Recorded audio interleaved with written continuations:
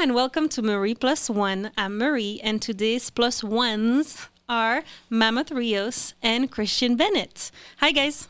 Hey, how you doing? Good. How are you guys doing? It's been a wild day, but a fun day. Yeah. Lots to learn. Long day. Long day. Well, we will be able to talk about that. But before we start, I wanted to ask you, or as we start, I wanted to ask you both to maybe introduce yourself in a few words for us. Okay, awesome. I'm Mammoth Rios. I'm the owner of the Golden Serpent Studios. I've been tattooing for about 2 years now here in Albuquerque and had apprenticed at Albuquerque Inc.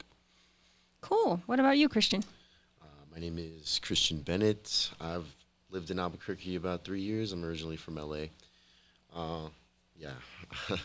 I'm pretty new to this media stuff, so just kind of getting into the industry and seeing what's in store for me, seeing what I can learn, especially from being here. So. Nice. Cool. Okay. How old are you guys? I am 27 now. I'm 24. Okay. So I'm going to be the big sister again today. Yeah, that's fun. I'm 32. Oh, nice. So, oh my God, I thought you were like same age as me. Well, we can say that. Same age as me. Yeah, we're good. I'm older because of stress.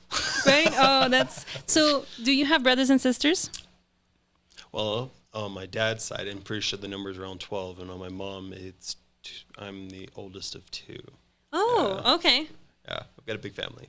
No, Yeah. I don't talk to you. Okay. Okay, that's fine too. What about you? I have 3 sisters. They're all older. I was the youngest, but I also have a younger brother now. So and he's young. 12 years old. Yeah. Oh, Young. fun. Okay. So you get to be the big brother too. Yeah, I guess, but all that attention is shifted away. That is. Yep. You're no longer the favorite child. No. Uh-oh. Especially another boy with all, the older ones being sisters. That's fun. Yeah. So you said you're from LA originally. Are you from New Mexico? I'm from Georgia. I call it my dual citizenship because I lived in Georgia for about 10 years and I lived in Texas for about 11. Okay. So I've lived here for the rest. And you just moved here then 2-3 years ago? I think about 3.5 years ago. Okay. I think. What brought you to New Mexico? My son's mother. Okay. She's Navajo, and it made more sense to be here closer to the res for all the things he would need versus in Texas where they'd have to fly you out to Oklahoma because that was the closest hospital that would serve Native kids. Oh, wow. Okay. Or Native folk. Okay. Okay. I have so many questions there. But you know what? Before we start with today's stuff, I like to take you guys back on a journey to who you were when you were little kids, which was not too long ago, actually. No. Yeah. I can say that because I'm older than you, but Not the age card. So what type of kid were you? Like more of the... Chris, what kind of kid were you? Yeah, introvert, extrovert. I was extremely bubbly, and you could say ADHD, but I was never diagnosed, so Okay. I don't believe in self-diagnosis. But I was just a pretty annoying kid. As all kids are. I liked to make people upset. Okay. I thought it was funny. Okay. Yeah. So I think people didn't like me as a kid. Yeah. I see. It's funny because sometimes, my husband would say like he tried to make people laugh, but for you made people upset. Yeah, and then as I got older, Uh-huh. I would learn to make them laugh instead. And Okay. that was much better. I Class see. clown. I didn't really take things seriously. I actually grew up a Jehovah's Witness. So that was What? big. This is news for me. Really, man? You never told me you were in the JV. I swear I've told Or you. JW. The JW, yeah. Yeah, that's a whole can of worms. But let's just say that I didn't grow up being able to express myself very much. So Conformity is their tool there, Yeah. and fear mongering into conformity. a lot of fear, a lot of that stuff. So, but I think it made me stronger as a person, and those times did teach me that what it really means to be an individual. So I'm really coming into myself these past years. Now that I've been able to move out and do my own thing, so I feel like I wasn't really a person before, if that makes sense, and if that's fair. Oh, absolutely, that totally Yeah. makes sense. And so, do you qualify? How do you say that in English? Yeah, qualify yourself as a Jehovah's Witness still, or would you say that you're? What would you say? If you're a Jehovah, you're screwing up badly. Oh yeah, I would be a terrible Jehovah's Witness. The piercings alone. Yeah. Although I was baptized Jehovah's Witness, I am not. Okay. Yeah. I am what's called disfellowshipped, and this is something they actually don't talk about a lot Okay. within the community, is the act of disfellowshipping. I'm completely cut off from my family that I once knew. Stonewalling is what they call that. Yeah. Completely cut off from the family I once knew. My grandparents, 2 sets of grandparents, and that's a whole other thing. But my aunties, uncles, yeah. Okay. And okay, because we're here, I'm gonna ask you that too. But so you said you moved from LA, and is it part of the reason why you moved here, or like because you said now you're not talking to your family? Are you still in contact?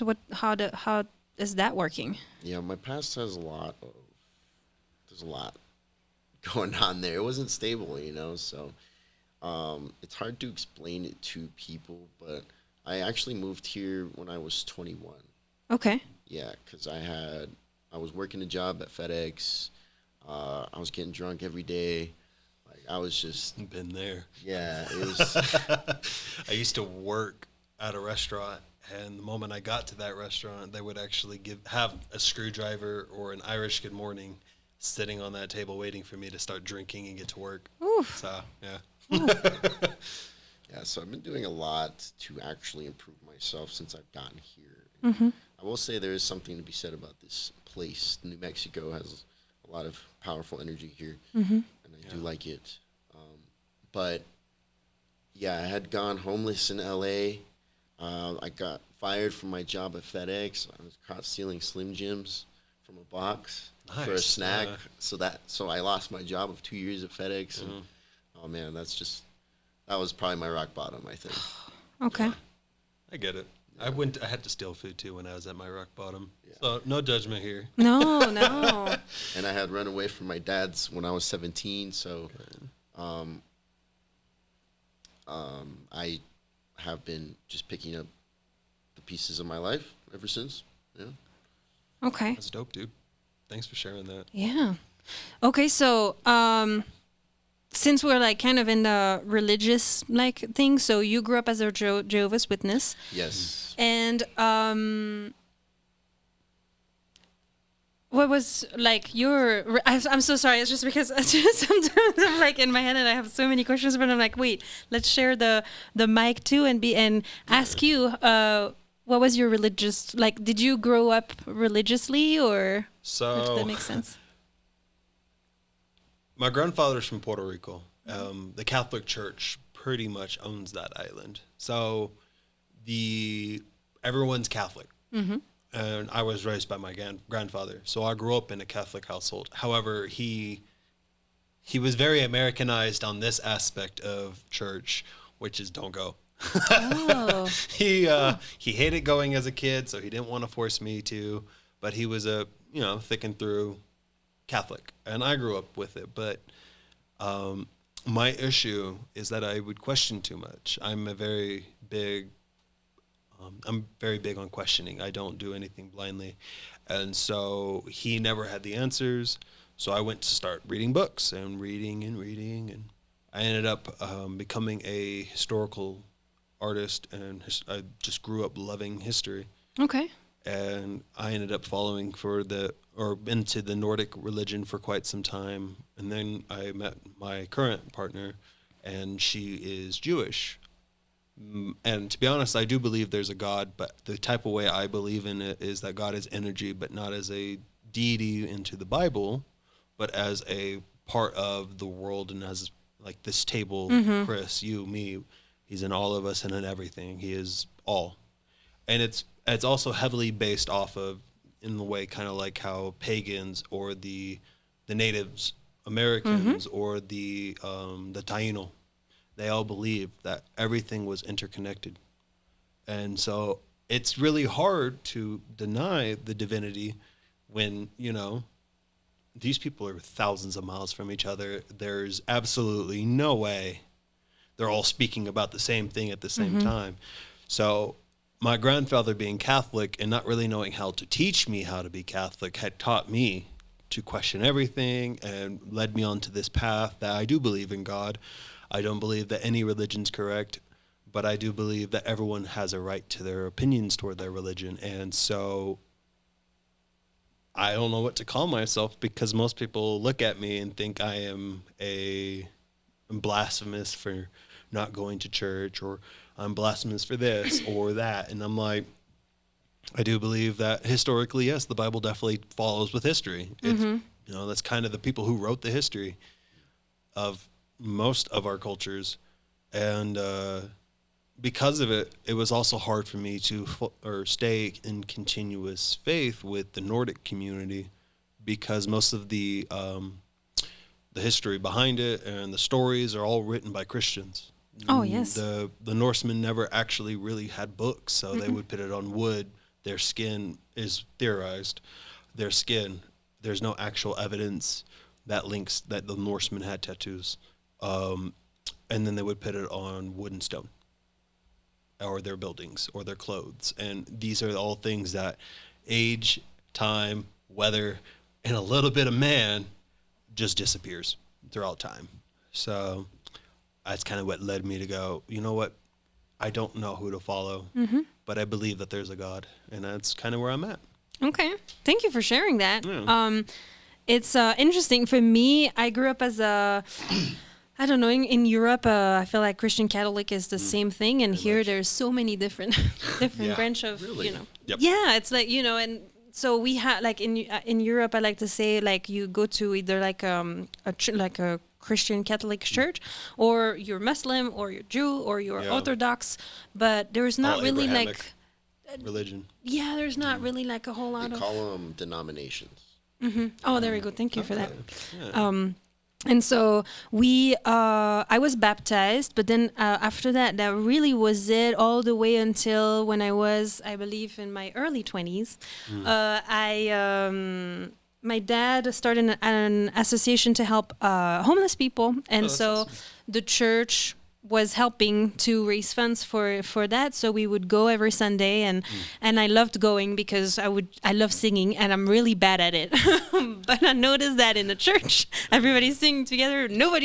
Everyone's bad equally. Yes. And so that was very fun. And I don't mean no disrespect. And every church had one lady that was just amazing. Who just had the voice of an angel, Yeah. and you're just like, Yes. solid. Yeah. Solid. And it wasn't me, but you know. Yeah, it wasn't me either. But no, so that was pretty much it. And then I mean, we would go to the Christmas mass, but that's like with, you know, linked to the association, just, you know, to show up and stuff like that. But that was probably it. And my dad always like kind of taught us that, well, I was in Catholic school growing up, but that's what most of the schools over there. And then if you want to go to like different, you know, it's like It's the same in Britain too, if I remember right.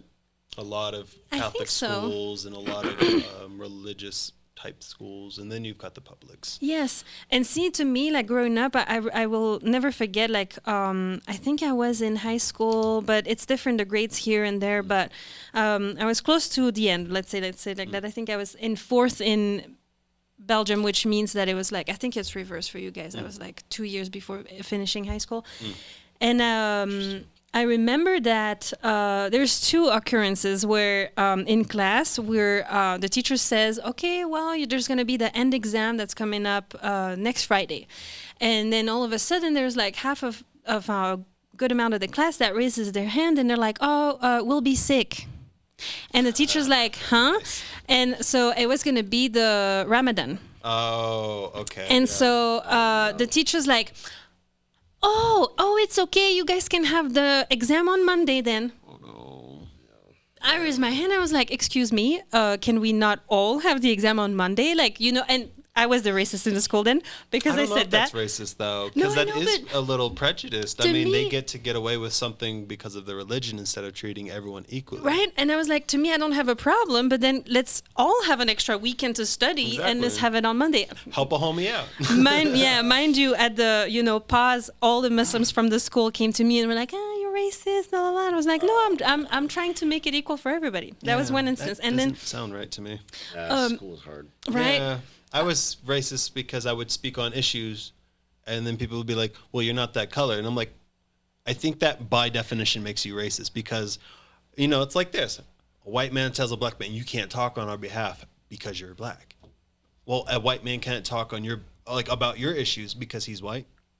Where does the racism begin? Is it because of a color it's racist, or is it because you're treating someone different because of their skin? Is it racist? Or when, for example, Jews and Muslims are considered somehow a race, and so because of it, you can't argue with them, or you will get canceled or in trouble and things like that. And I always thought that was strange, even in school.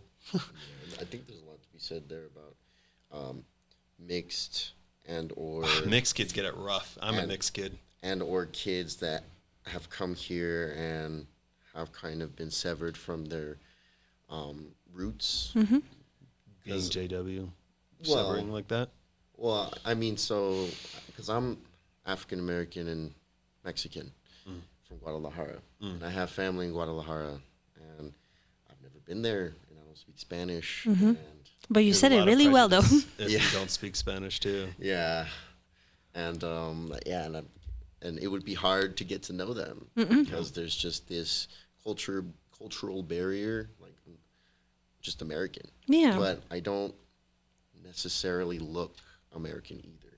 I once had someone come up to me at FedEx and ask me if I spoke English. Yeah. Oh no. Yeah, but you know what? The funny thing is, I actually just got my citizenship on 4th of July, which is pretty cool. Congrats. Thank you. But every time I would go with my husband to ask questions to the USCIS department, or we would go for an interview, he's Hispanic. And so every time we would go, and even though I had all the paperwork and stuff, and you can hear right away that I'm an They would I automatically think assume it was him. every time they would be like, so who's the immigrant? Yeah. That's crazy. Yeah, that's the issue too. This is something that genuinely bothers me. Because I'm not Mexican too, I'm Puerto Rican. Automatically, everyone thinks I'm Mexican. So they'll call me racial slurs. And I'm like, I wish I could be offended, but this isn't the right one, man. Oh, I see. Use my preferred slurs. Please call me that. Slurs. Yeah. And I only say it as a joke. Please don't use my, You never know these days. But it's more of gonna be a, cut on trying to TikTok. bring light to the subject. Like, yes, we can, I don't think racism is as bad as people thinks it is. I think it's just because of miscommunication is why it's as bad as it is. I wish that we could freely and openly talk about different religions and origins, and also at my at the ceremony on 4th of July, Deb Haaland, she's an incredible woman. She's the first Native that made it to the Senate. Is it? It sounds familiar. Yeah, and Because I was like, oh, that sounds familiar because my son being Native. When there's some cool things that happen in the Yes. Native community, everyone knows. oh yes, and her speech was incredible, and she was also talking and saying how some politics today forgot that America was built on immigration, and it's funny to now kind of close it off or say, hey, America to Americans, and it's like, yeah, but what is even being an American, Yeah. Fun fact, that same thing you said is happening in Mexico. They want the Oh, yeah? whites to leave because they Oh, well, want their see? their culture, Well, their right, home well. back, and there's an entire cultural battle now. I definitely see where you're coming from. I think that also gets confused too because a lot of people don't understand that there was about a 200-year gap between the first colonies, I believe in Virginia or in Georgia, and since that, they're not called immigrants. They're called what is the word? Migrants or no? What's the word where you basically have to build your community, your home, your food? You have to get everything yourself. There is no superstore or grocery store because that's a different word. Versus immigrant is moving from one city to another city, I or believe. is it no? I don't know if believe it's called migrants. That sounds right. It sounds right, yeah. If you know, please let us know in the comments. Yeah, that would be great. That will be too late because it will be after the show, but you know. Clearly, yeah. I believe that words have more power than you can imagine. I mean, there's this part in the Bible that I don't usually talk about the Bible, but there's a part that made me kind of think. Okay. He said, and God spoke it into existence. I don't remember the quote. I don't remember exactly where, but it made me go, you control your life. By speaking what you want into existence, you'll go to that direction. But if we devalue the power of the word, you won't ever speak. So you'll never create your future. And so by understanding the power and the power that your words carry, or confusing a word like immigrant with a word like migrant, it completely diminishes all of the hard work, for example, the migrant put in. That is, of course, if they know the difference between the two. The two, yes. And so because there's so much hatred and anger these days, no one's having these conversations. They're just jumping straight to anger. Sometimes racism. I don't think racism is as common as people think it is. Because, I mean, when you I like to talk to both sides of the party. I believe both are crazy because they're both a part of the same bird. However, you find the truth when you listen to both sides. History is only just told by the winner. Oh, of course. So what would history say from the aspect of the loser? What could have happened that could have triggered the war that the winner's saying versus the loser was like, that didn't happen though, you know? And so I think that because we have made politics, religion, now money, a sensitive subject, we have now lost the connection between each other because these are big issues. But how are we going to fix them if we can't talk to each other? You know, how can we fix the problem when we think we were right and turns out we were being fed false information? Yeah. We can't find out if we're not allowed to communicate to each other. And I think that is probably America's number one issue of anything is they allow their anger, their pride, and their ego to speak. They're not a place of understanding and open-mindedness like people like to think they are. Yeah, I think more people exist within a vacuum than they'd like to think. Me personally, I only ever really really have conversations with people when I'm at work, like my coworkers. And Get to know them. Right, and that's cool. But there's not many avenues for me to, because I've tried. I've gone to the bar by myself, and it's hard to strike up convos with people now because of social media. Social media is disconnected us so it- bad. It just feels weird. Maybe that's a me thing, but like people are super closed off these days. It's not just you, man. I struggle with it too. Yeah. Oh, and I hate my phone. I hate being on it. I don't like it. Oh yeah, I but then love also in-person, and social no one does media is only the world, like it's our vision of the world, like Right, the all the people we algorithms. follow. Yeah. Like we like stuff we are interested in. So there's like a whole part of the world that we categorizes have clicks no people. idea even exists. It turns out software completely aimed at maximizing profits for major corporations isn't good for societal progression. No, No, because then you have a whole lot of people that just believe that what they see on social media God, is I the know. truth, and it's Especially with the only AI thing that's now. happening. Yeah. AI makes that too, videos yeah. that are quite convincing now, and that only a couple of years ago they weren't that great. I just I had know. to disable the feature on Snapchat that generates random stories for you Oh. using your likeness. Yeah, It just I saw feels- that. It just feels gross. Yeah. And sometimes it'll have like straight blonde hair, and I'm like, Sometimes I'm like, wow, you made me look like the whitest Chad on the block. Thanks. yeah, why do you keep I'm trying to very make me bitter white? about that. Okay. Yeah, why? Yes, it makes me white. Yeah. Oh, it drives me That's crazy. So you youngsters, because I don't have Snapchat. I let that go a long time ago. Oh, I feel like a boomer right now. But no, that's a crazy feature that I'm glad I'm not on there. On Snapchat, yeah. the only people on my Snap were just friends and fam. I had a Snapchat previously, and people made me regret that very quickly because Snapchat, people don't know how to behave. Yeah, and you know when I stopped when you could see where people were constantly. Yeah. It's like, I thought okay, that this was is a little strange. much. Yeah. If it makes you feel better, I don't have TikTok. I don't have TikTok I don't either. use TikTok. I barely use Instagram. I'm more on Facebook Marketplace than I am on Facebook. And then what else is there? Oh, no, Snap. And Snap is for family and friends only. okay. Because that's where I post my son as well. And people are Oh, creeps. Oh yeah. I had people like save a picture of my son in their chat, and I'm just like, Yeah, What's and wrong with you? see, for me, because I have a little boy, he's about to be 2 end of the month. Oh, and nice. 2.5 for my son. Oh, Yeah. congratulations. Congrats on being a toddler parent. It gets worse. Yes. Well, so see, we don't share anything on social media about him either. Yeah. But we have this app that's called Family Album, and you can just invite family, and they have access. They can see. I'll show you later.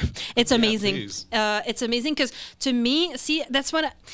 Okay, there's so much to talk about there, but first is consent. Yeah, for me, it takes me like 25 pictures of myself to choose one that's good that I want to share. So why would I share? Yeah, there's one. So why would I want to share like a picture of my son, that he doesn't even know, or or he can't even consent, or even when he's like gonna be 6 or 7, yeah, he's gonna say, oh yeah, sure, but he doesn't even know what the consequences are or where it's going really. Are. Yeah, and then there's the whole like black. Oh no, c'est comment on dit? Sorry, my French is coming back. The darknet. Dark Yeah. web. Dark web. Oh yeah, it is the dark web. Huh? I guess Don't worry, I am I a got you. boomer. Thank you. Where you never know where those pictures are going, what people do with those. I'm just like, no, Speaking thank of you. the dark web, this is a good thing. I don't know if you know. If you have a camera that's on the Wi-Fi, they can access it. And then they'll do live don't stream say chats. that. Oh, no, you want to know because No. there was a story that came out. Okay. And this mother heard talking from her child's room. I think it was like an infant or a couple of weeks or so. And she was like, what the fuck? Walks in. And then she hears from the camera, because I had like the two-way mic. So you can pick up sound and then speak in through it. Okay.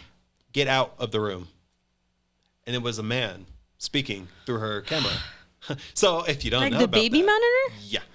Oh, I know. Terrifying, right? Yeah. That's why we have very specific cameras that we allow in the house that aren't really connected to the Wi-Fi. Okay. And I am that's terrified. because there's chat rooms like that on the dark web. Yeah, so you see. can, have your fun. Yeah, I know, and that makes me mad when you hear like YouTubers or whatever, Instagrammers that Oh, are I like, know, it's I crazy. know, but Or then you have to politicians. stop. Yeah, and then it's like, yeah, well, there's children on TV and shows or on Netflix, advertisement, cuties. whatever, and it's like, yeah, but that's not that you. That's not even the question. But if you want to, have your kid out there, good for you. But I'm not going to do that for my son. But I mean, there's so many Hollywood stories about the dangers of terrible. fame and children and children being exploited. Just heard about Justin Bieber. Dude, I know. That was kind of depressing. I felt bad for making fun of his music. Like, I respected it, but I made fun of it. On Justin Bieber. Yeah, I feel bad for the man. is there anything new? I feel like I may have missed it. Well, Yeah. that would, that makes sense. I mean, so Justin Bieber was someone who rose to fame pretty. Quick. Yeah. Oh, He yeah. was a Yeah. shooting YouTube. star. I mean, who Justin. Oh yeah. Everyone And then I does. know like we don't know if there's something that happened with But he got put on by P. Diddy. production by Diddy. Yeah, Diddy yeah. Yeah, so they're coming out during the whole court proceeding and everything. Yeah. With, videos of like Justin Bieber with Diddy. And Yeah, that was a little creepy. It's like, yeah. yeah. Didn't Ice Cube go on talking about how he was invited, but he was like, what happens, and like trying to signal like the weird shit that happens without saying it. Yeah. Yeah, I think it felt was bad. like Ice Cube who did that. Who don't kind know. of brought it to attention. Yeah, I think a lot. That's another thing with hip hop. A lot of Secrecy. male energy and just toxic masculinity goes into. Ooh, toxic femininity is very high in the rap industry too now. Yes, I but- feel like something that's not really talked about is how, women have to go under the table to, make it. But I feel like there's a lot of men too, and it's not yeah. talked about. No, because they're ostracized. Yep. They're not embraced like a woman might be. Right. Like, there are certain things that I know that men will get in the industry, but they try to pass it off as natural. So they'll use steroids. Like Liver King, for example, was this giant greasy freak that just had muscles and tried to convince everyone, eat meat, do these super Right, stupid yeah. ideas. People like him, I believe, are what's the definition of toxic masculinity, where you are insecure in your masculine. I believe masculinity is neither toxic nor healthy. It is only a source of what makes a person. So, for example, leadership, strength, perseverance, resources, and being witty, smart, healthy communication. You can do the most horrifying things with just those skills, or you could do the most beautiful things with those skills, but those are typically considered as masculine traits. And so because the issue with Hollywood is that they no longer peddle that. They peddle, men who just don't speak up for themselves, who are, what happened to Justin Bieber, people like Diddy with purely toxic masculinity. However, he may be masculine, he's just what we would consider as toxic. But I don't think that the masculine was the problem. I think his behaviors with his masculine was, and that we put too much emphasis on toxic masculinity without also putting on the same amount on toxic femininity. Because there's an entire culture now in America specifically, break up with your baby daddy, get on the government. Breaking up families is now a part of the culture, especially hip-hop culture.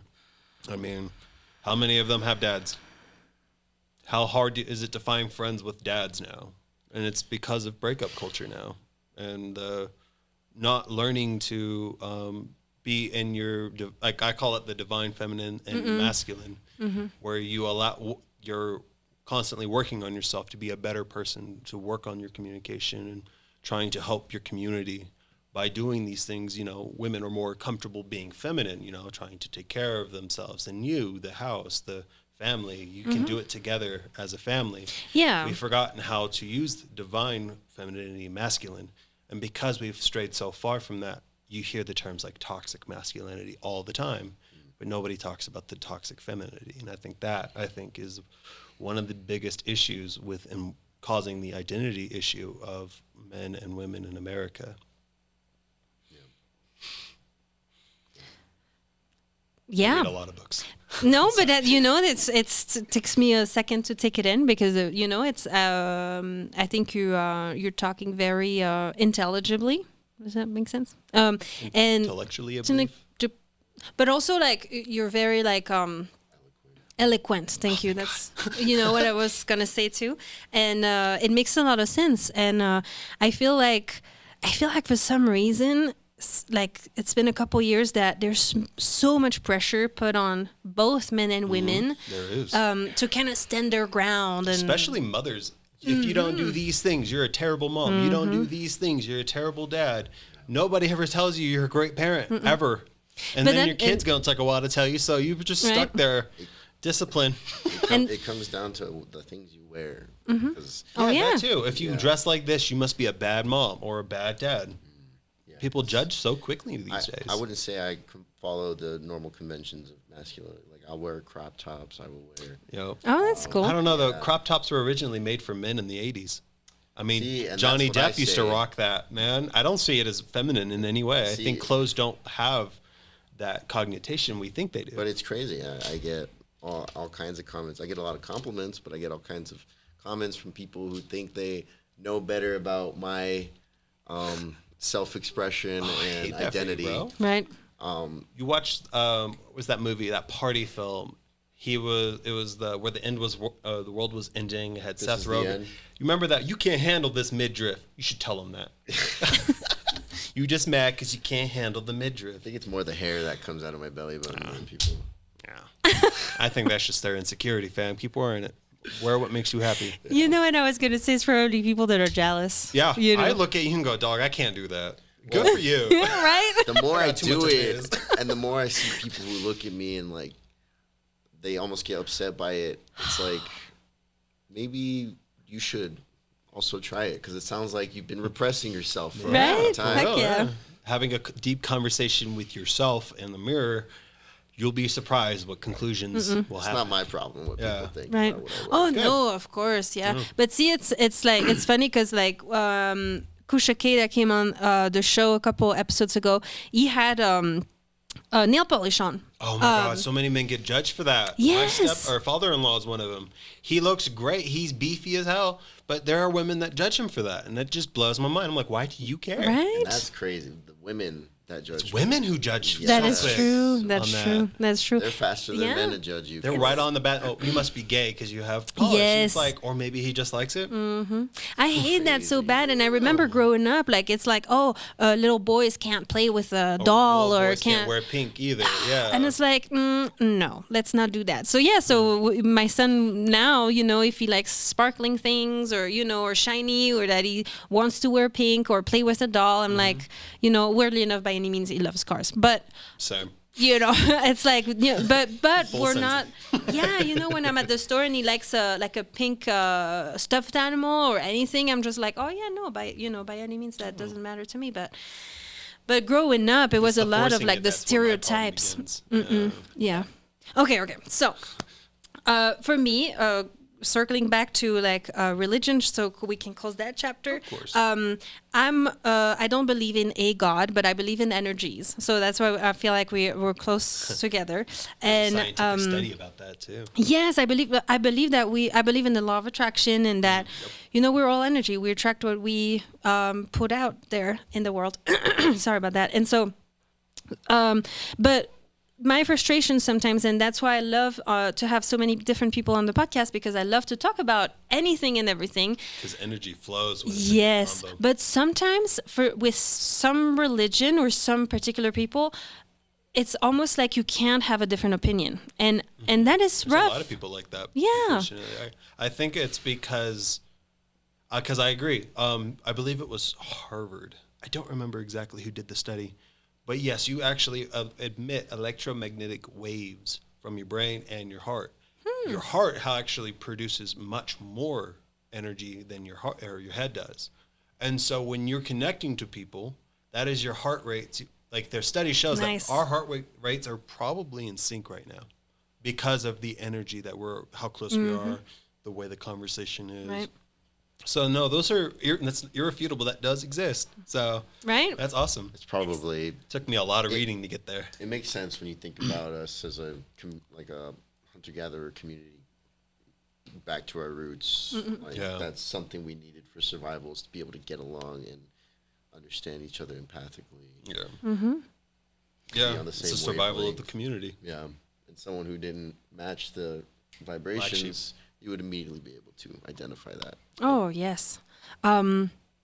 Okay, so I was taking you back, and I'm curious because, so you said you might have, or you have, a lot of brothers and sisters on your dad's side? None of them I really know, except for like 2. Okay. And that's because they found me through socials. Oh, okay. So you didn't grow up with a lot of siblings at home? No. I have 2 little brothers from my mom's side. Okay.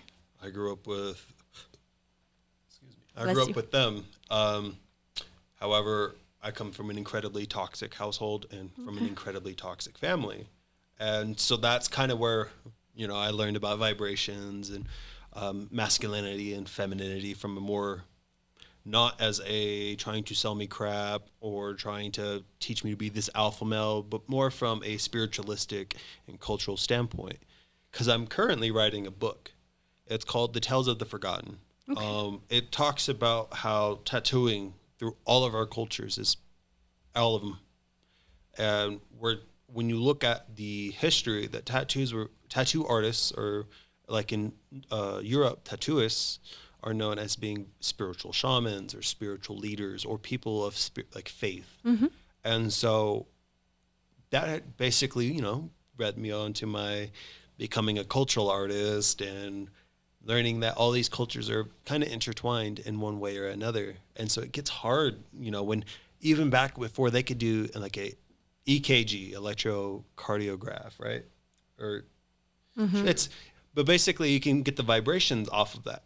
But yeah, how did these people who did not have that science were all able to come to the same conclusion? And it's because, we're all connected. And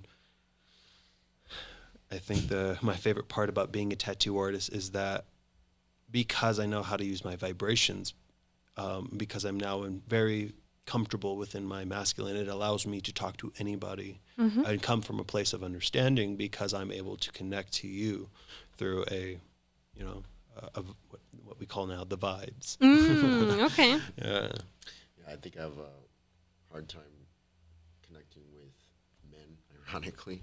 Especially men from Albuquerque. I notice when it's foreigners or anyone who's not, it's pretty easy to connect to them. I have a hard time with it. My dad wasn't exactly in the picture, so I didn't really get to have that. And then any other man in my life was emotionally closed off all the time. They're just always strong, and that's how I've learned. That's really strong, though. Yeah, and that's what I learned to do. However, I did too. It made me incredibly angry all the time. Especially in like high school? Yes. Yep. That's what happened for me too. And even to this day, I'm working every day on it. It's just something like being able to express yourself in a healthy way. Men just can't do it. We just can't. It's because we don't have healthy father figures in our life to teach us how. Yeah. The male emotions are a lot more complicating than people think they are, which is why it's super easy to come across toxic men. Oh, yeah. Because even they don't understand their they don't understand their emotions, and that's literally where it starts. Yeah. You don't understand what you're feeling because no one was there to teach you. So you get angrier and angrier, and I'm actually noticing it now with my son because he doesn't speak. He's not able to convey what he wants. It frustrates him. It makes him angry. Yes. And so it's basically going, yeah, keep doing that. And no one's going to tell you how to figure it out. And that's what men have to face.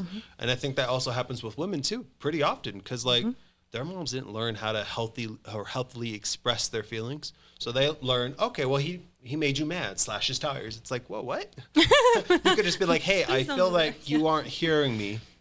And I feel this is a problem. All of a sudden the conversation's different, but because they're not taught how to use I feel statements to express yourself or understand the emotion you're currently feeling, actions become the mask of your feelings. And anger isn't actually an emotion, but is a masking emotion. And so because we don't know what's wrong with us, anger steps in for us. And I think that explains a lot. And I think it's awesome that you've come this far, man. Thanks, dude. Yeah. It's hard without a father, man. Trust me, even knowing what you should do doesn't make it easier. Nope. No, but at least it but gets you a goal. Yeah. And so is your father still alive? Yeah. We talk now because I also have a son now. He's 4. Congratulations. Boy parents all around. Right? Yeah. Yes. He's you a youngsters. Damn it. My kid's older than yours. Yeah, right. But why I bring that up is we find I can finally understand him a little bit because it's not something I planned for. Okay. And never is. And that's something I struggle with every day. Just the fact that I'm not the father I want to be right now, and I'm not the man I want to be right now. Okay. And what a green flag. What a green flag. Green flags, baby. Oh, stop it. No, and so I actually go to him because I can relate to him finally. It just sucks that this is what it took. Yeah, I understand. It sucks to go through, especially on your own, man. It's very difficult. Yeah. Well, so what do you mean on your own? Are you raising your son on your own? No. Oh, okay. I mean, like without a father figure. Oh, okay. See, okay. Sorry. No, but see, okay. So, my husband, I guess it's a common trait in men I know around me. Also grew up without a father figure. He's still there, but he was in prison, and so now that we have a little boy, it's also really hard for him to connect and to find his place as a father. And but it also, I feel like, and that's just my analysis of it, but I feel like it made him angrier because of the realization of, wait, like this little kid, he needs me, I'm his father, there's no way I could leave him. And how did my dad do that, kind of, even though he'd never said it verbatim, but that's my how I can sense his behavior and how he's feeling and stuff. But is it something that both of you, since you're both fathers and fathers of little boys too, how are you doing with that? And do you have a little insight that you want to share? This guy. I'm going to just say, I think the perspective of a loving partner as she watches her man and the struggles he go through, I think it's hard for us as men to admit what's going on. But I think it's a very beautiful thing when our partner can see what we're going through and come from a place of understanding, because then that's when you know you truly have a supportive partner. Sometimes they don't have to ask you. They'll be like, dog, I was there. I know what's going on. Are you okay? And then boom, a man who knows he's, cared for, waterworks. I think that's beautiful. I think I'm happy for you. Oh, well, thank you. But for me, my dad believed in the pullout game and never participated in it. And so he got a bunch of women knocked up and just kept running. That explains the 12. Yeah. Yeah, I think he's wanted by like 4 or plus states. I don't know. He's wanted for a few states for not paying child support. He, funny thing too, is also a tattoo artist. Oh. But his work is so bad I would never let him come near me with a 10-inch pole. Okay. He's a terrible tattoo artist. And my mother was also an artist.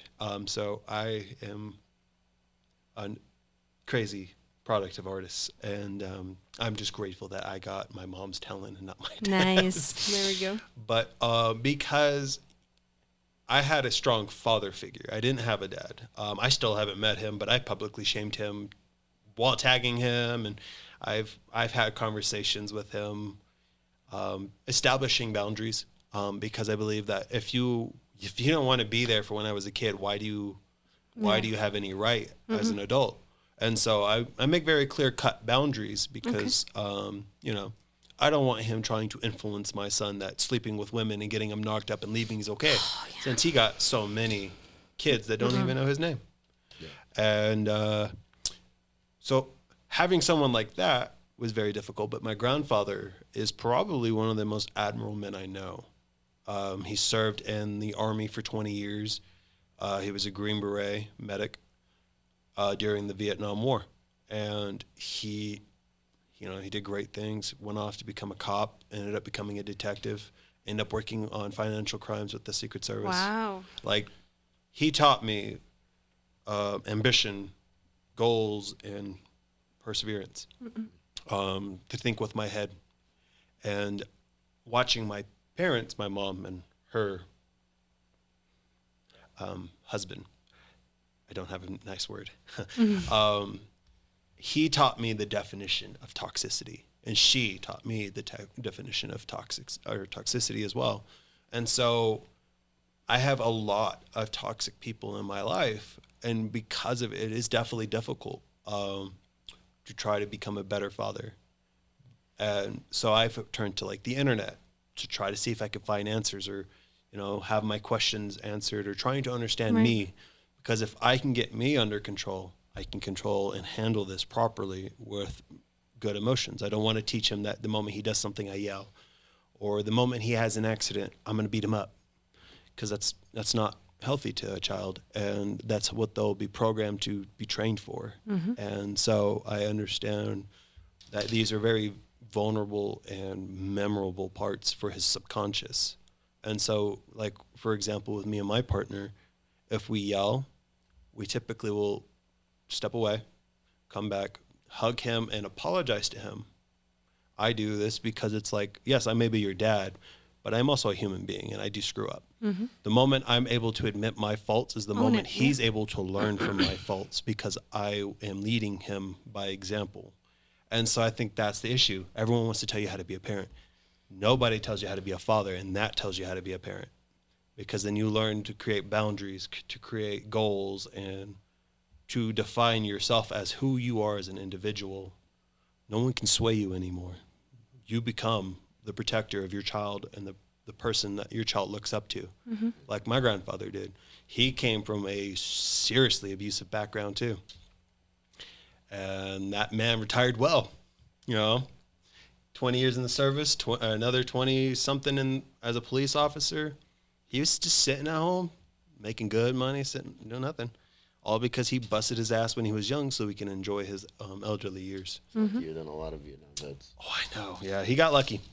He also was from Puerto Rico and only spoke Spanish. And so he actually had to learn English through the military because Puerto Rico is owned by America. So you want to enlist, you can enlist. If you can't afford to get off the island, though, enlisting gets you off. Right. So that's what he did, and ended up falling in Columbus and retired there, not too far from Fort Benning, and that's where I was born. Small little town, all the way on the other side of the country. Nice. Right? Yeah. So I think There's a lot of Puerto Ricans in Georgia. yes, Cubans, Guatemalans, Haitians, I would have never. and a lot of black Me folk. neither. Oh yeah, no. I believe it's like 54% of Georgia is for white. real? Is white, and I think the rest is pretty cultural. Oh, wow. It was a lot worse or higher up, not worse, a lot higher when I was younger. But when I last visited back in 2014, it was pretty diverse. And I think now it's even more diverse because people fleeing from Cuba and are still fleeing from Puerto Rico and all that, just because it's hard to make a living out there. Yeah. Not easy living conditions either. Every time a hurricane comes in, the government's like, sucks to be you, buddy. Bye. And then the island's left to try to take care of itself with no aid. Amazing. Sorry. You good? And what's it like being a father for you? Ooh. It's a lot of things, challenging. I think if I didn't have him, I probably wouldn't have the structure that I do now. He's been a great motivator for me. I wouldn't say, I'm not like those people who are like, yeah, he completely changed my life the moment I saw him come out. I wouldn't say that. I always feel like people are bullshitting. I saw my son for the first time, and I'm like, wow, look at this little gray alien. He's cute, but whoa. First thing I thought was, wow, he looks like George Lopez. Just the wrinkles on his face. Was his head huge too, like the show? No, it was a little head. Oh, damn. He was so precious. Should have had a full stash, dude. That'd have been gold. Yeah. Well, I'm going to advocate for the people that fell in love with their babies as soon as because for me, That's that a great happened. thing. When they put him on me, I started crying, but I had this wave of emotion, like, I wasn't sad, but it's just like, I had this like instant love. Yeah. And it was so funny because I feel like it's so taboo. Like I've never heard that when you actually give birth that you poop yourself. You poop yourself. So sorry. And so it's funny because the nurses were so amazing. They were just like, and it's like nothing happens. Yeah. I had my son at Lovelace. They were great. I loved them as well. They were amazing. So they were wiping me and, and nobody wouldn't see anything, but but you push and there's, at that point, there was one push. One push. And so it's funny because when he came out, he pooped on me. And so I was crying and laughing. It was like, it's okay. I pooped too. So that's going to be our little bonding story. And it makes me emotional, but just like I had this instant love, but I understand that not every woman does, and that's okay, and not every man does, and that's okay too. So I question that though.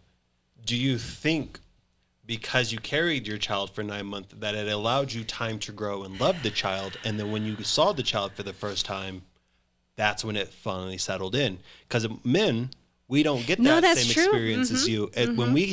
When we become fathers is the moment that little bugger breathes. And now we are responsible to protect them. Yeah. Before then, it was to protect you, the mother. Yeah, I think that's... So I think we fell in love with you further. Because there's a lot of women who have depression. And just the pregnancy will completely change their mind. And the depression afterwards, I've seen it. I've had the postpartum depression. The first 2 weeks were terrible. I had like thoughts of why did we have a child? Like what did we do? Like what's going on? Like and you can feel them coming too. Like it's like a tsunami. You feel the waves of. I compare it to a roller coaster because that's really how it felt to me. You can feel when you get higher and higher and you're about to like waves and before the vibration and plummets. it's like and all you can do is ride the wave and I have an amazing husband that would let me cry, let me talk, let it out, and it lasted 2 or 3 weeks, but and after that it was gone. That's beautiful. And don't get me wrong, I am stressed as shit every day because it is really hard to be a parent. Well, it is, and the older they get, the worse it gets. It is one of the most difficult things you can do, and like raising a functioning person.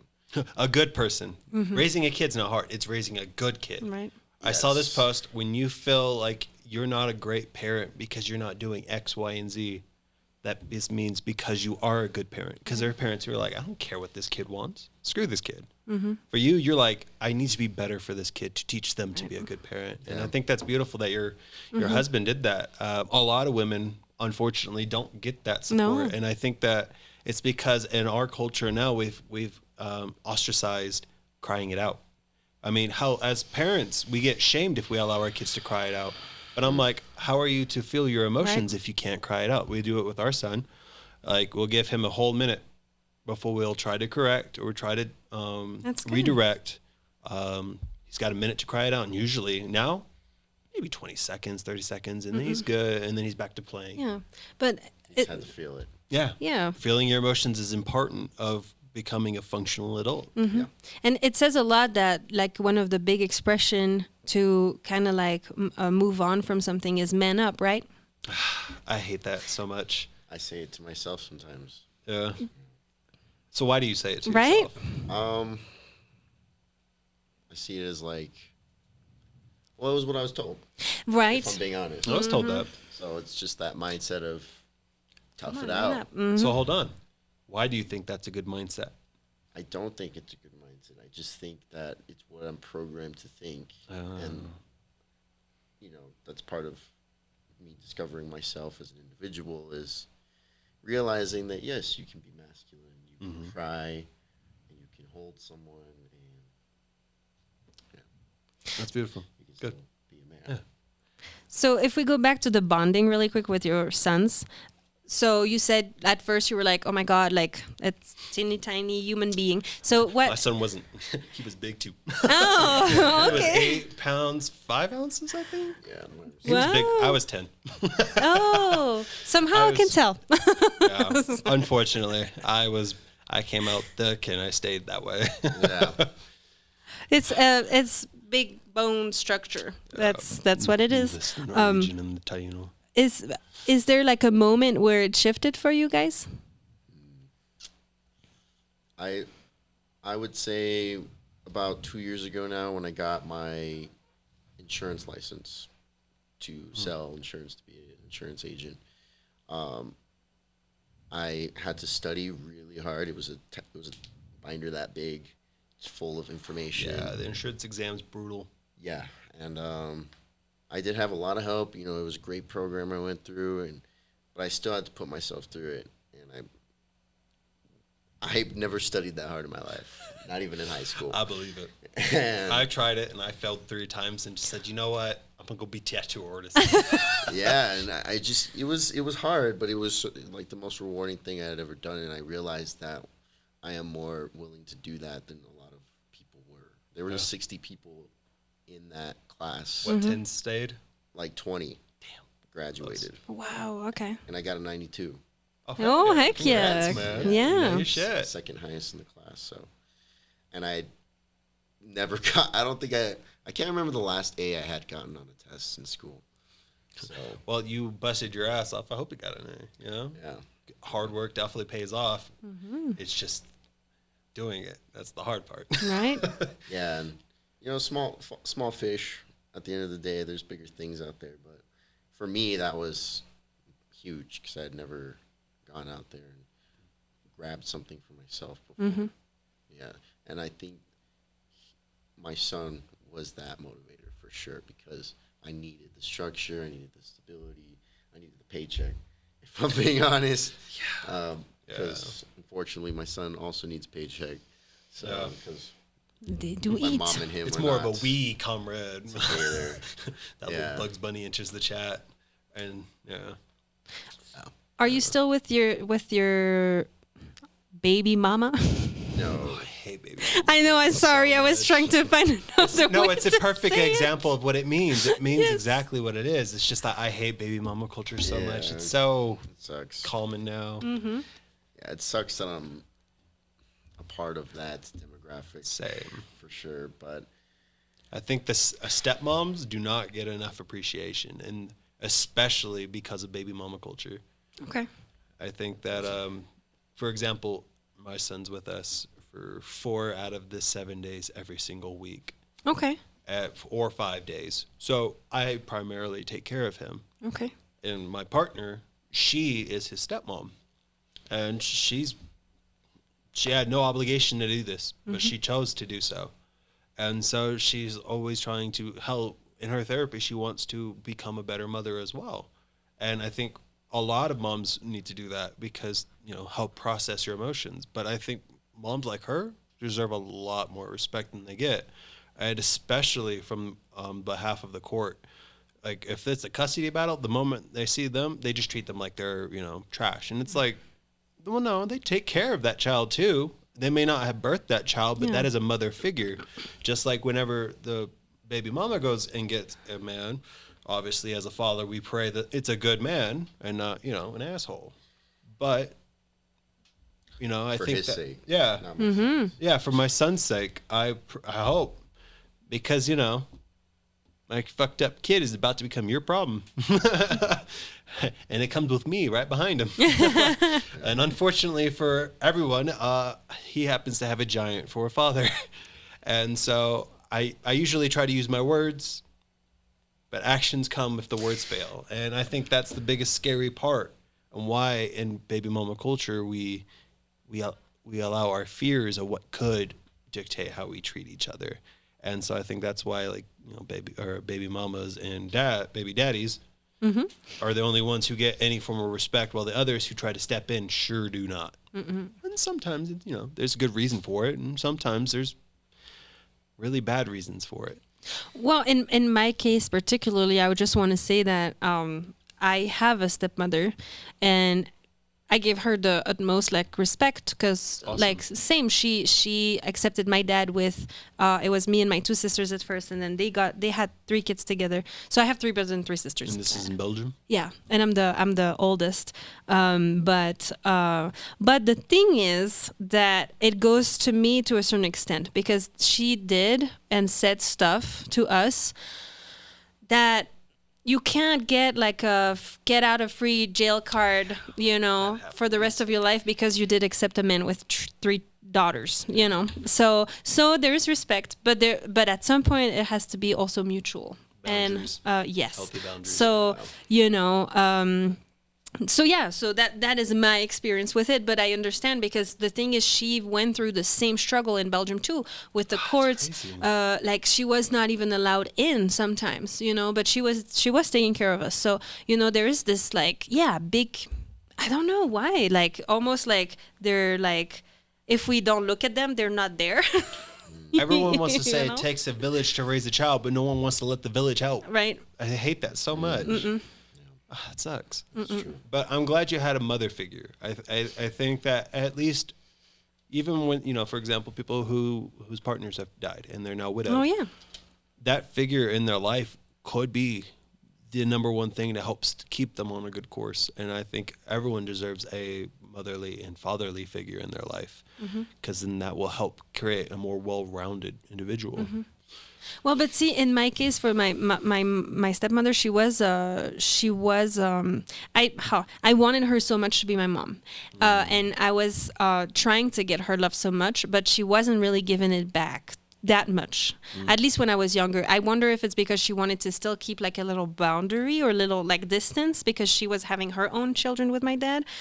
That's the read I have on it now that I'm older. But so what I did is that every woman that I had in my life became my mother figure. And so I have a million, Same with fathers. Which was so unhealthy. But at the same time, I met so many incredible women. And so that's how it's good to me then to, I feel look up to so many different women and understand that we're not all like men, we're not all equal, and we all have our flaws and our good days, bad days, and pretty cool. Thank you for sharing. Yeah. And what about you? I'm sorry, what was the question? So what's your if it's okay to talk about it, your relationship with the mother of your child? Oh yes, it's a little rocky. We've had a lot of we haven't necessarily worked on a relationship since he was born. So It's difficult. I feel like maybe I definitely could do more to bridge that gap. I feel it's definitely my responsibility to do that. To create a relationship with her? I think so. Why? I think parents should, whether they're together or not, I think that they should also have a good relationship. I think so Going too. back to we're all connected. If the kid feels like his parents hate each other, like that's not a good energy to grow up with. No. Because it creates this, what I like to call an artificial foundation based off lies. Yeah. And I,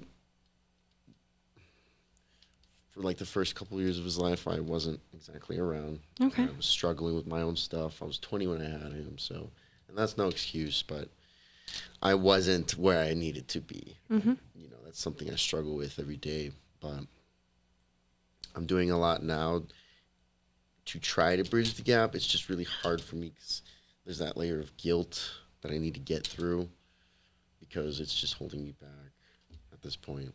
But yeah, that's how the relationship is so far. I hope Couldn't agree more pray with you. that at the end of the day, by the time he's an adult, that we've resolved our differences. Does he live in New Mexico? Do they live in New Mexico? No, he's actually out of state. Okay. I prefer not to say where. No, that's fine. Okay.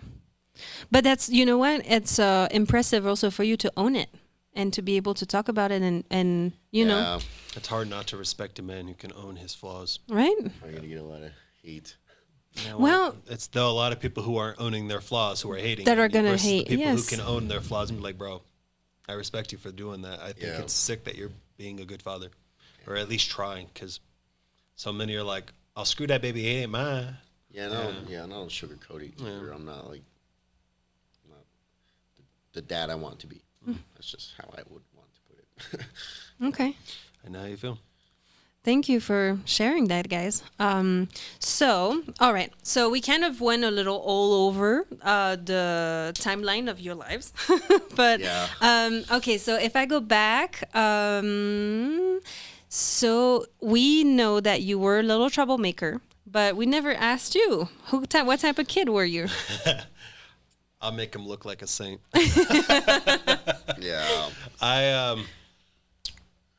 I grew up in Georgia, so and I also grew up in Texas.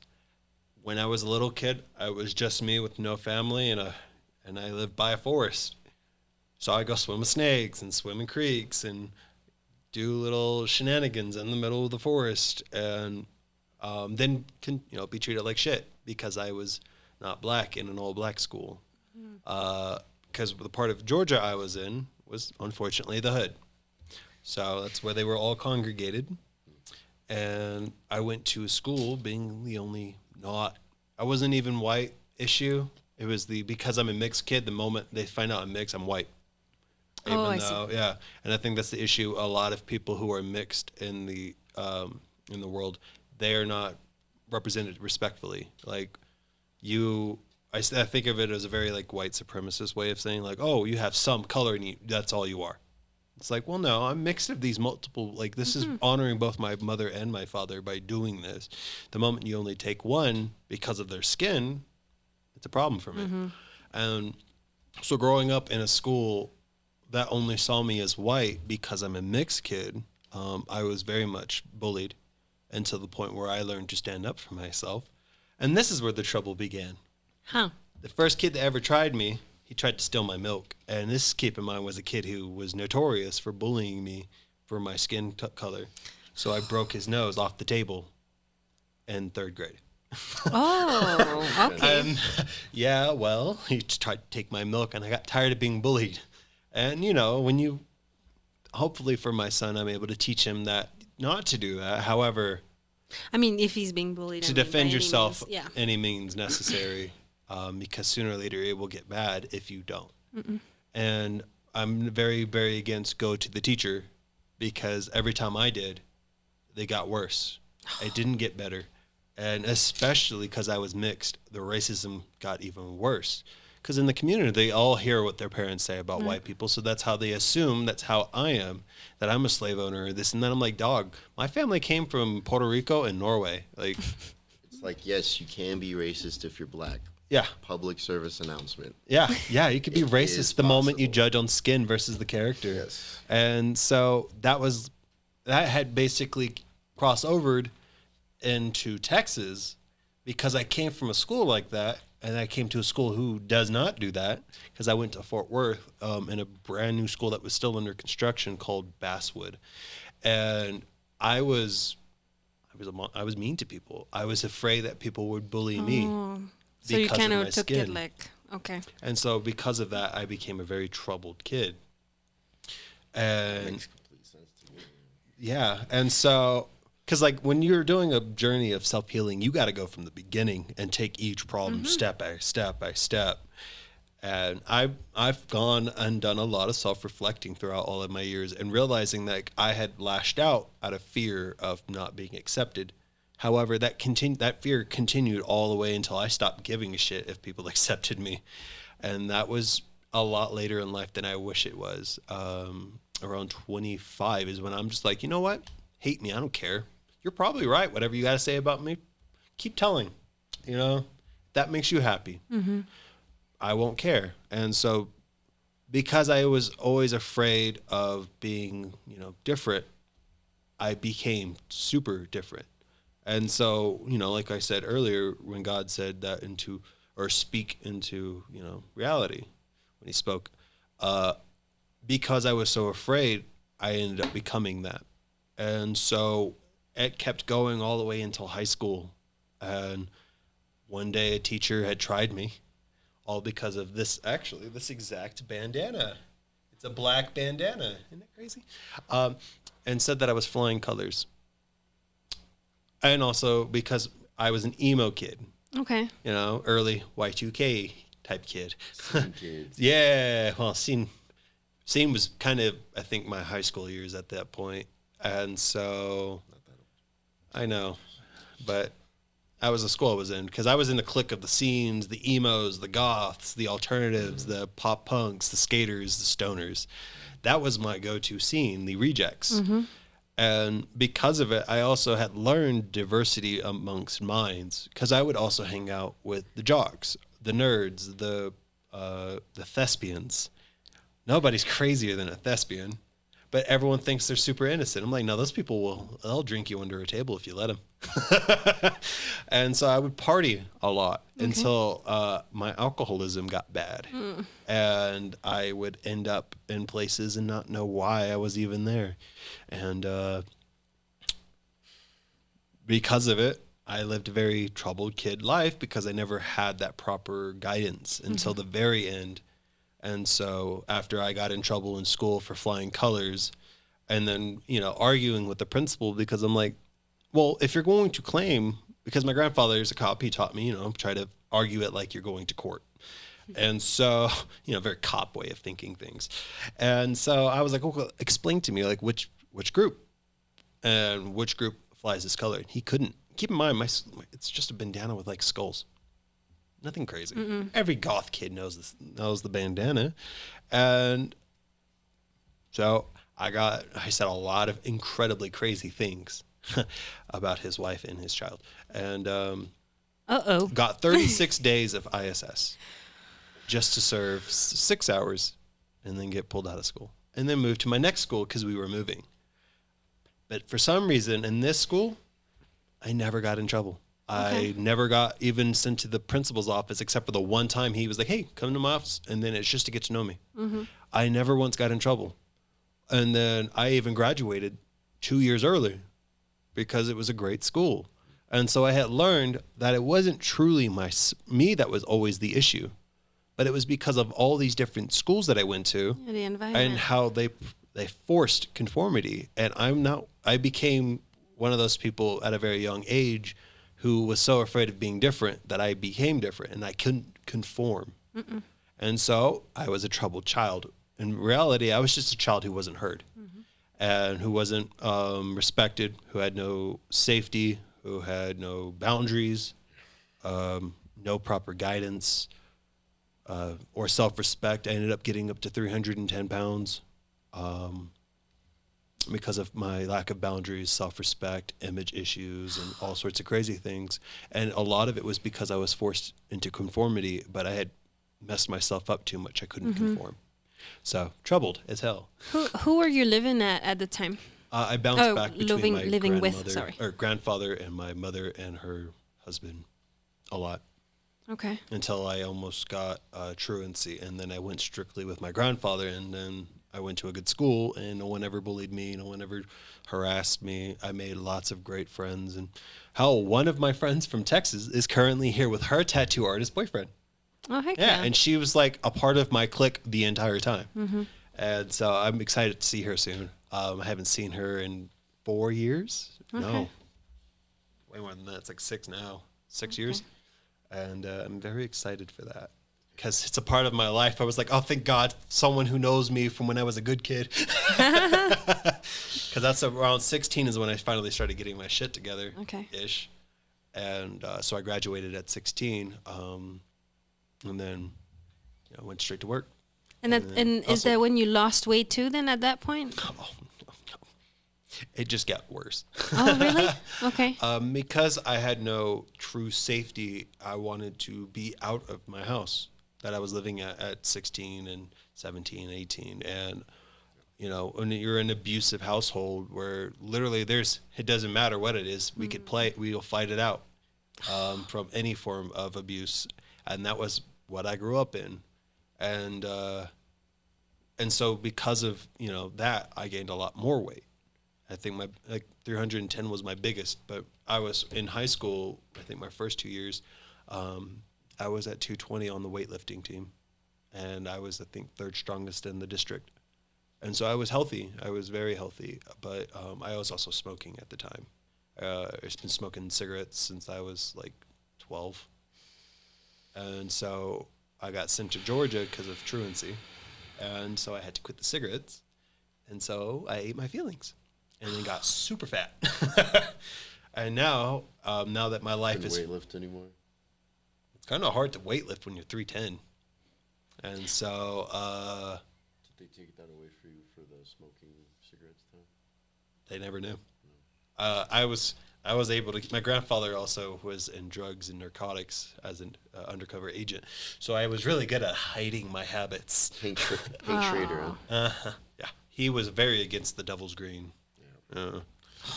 I'm very pro green because I don't believe in a lot of mental medicine. Okay. Well, we didn't grow up with those taboos. Yeah, I believe it. You didn't have medication in the Jehovah's Witness community? No, definitely not. Okay. My mother is an addict, and she taught me how to identify when you become an addict. Oh. And I realized that I was an addict for my nicotine, my alcoholism, and so I cut both off. And now I am going on almost 7 months without nicotine and 3 months now without smoking. Heck yeah. Any device other than just weed. Congratulations. And so I use weed as a... because I was on a lot of medications during that really rough time too, which made me gain weight really badly. Because a lot of them were like antipsychotics and what else? There was, shit for depression and.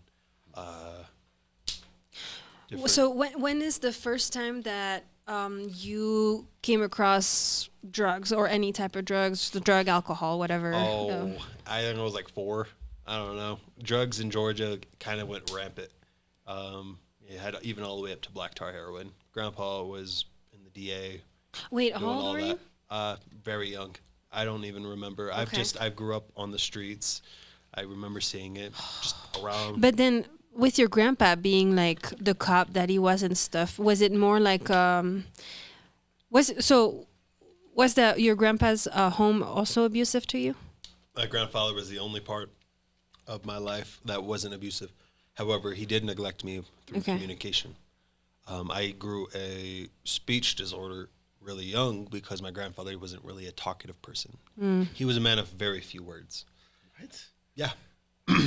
That's crazy. And so because I was delayed, it had forced me to learn English and learn the power of words.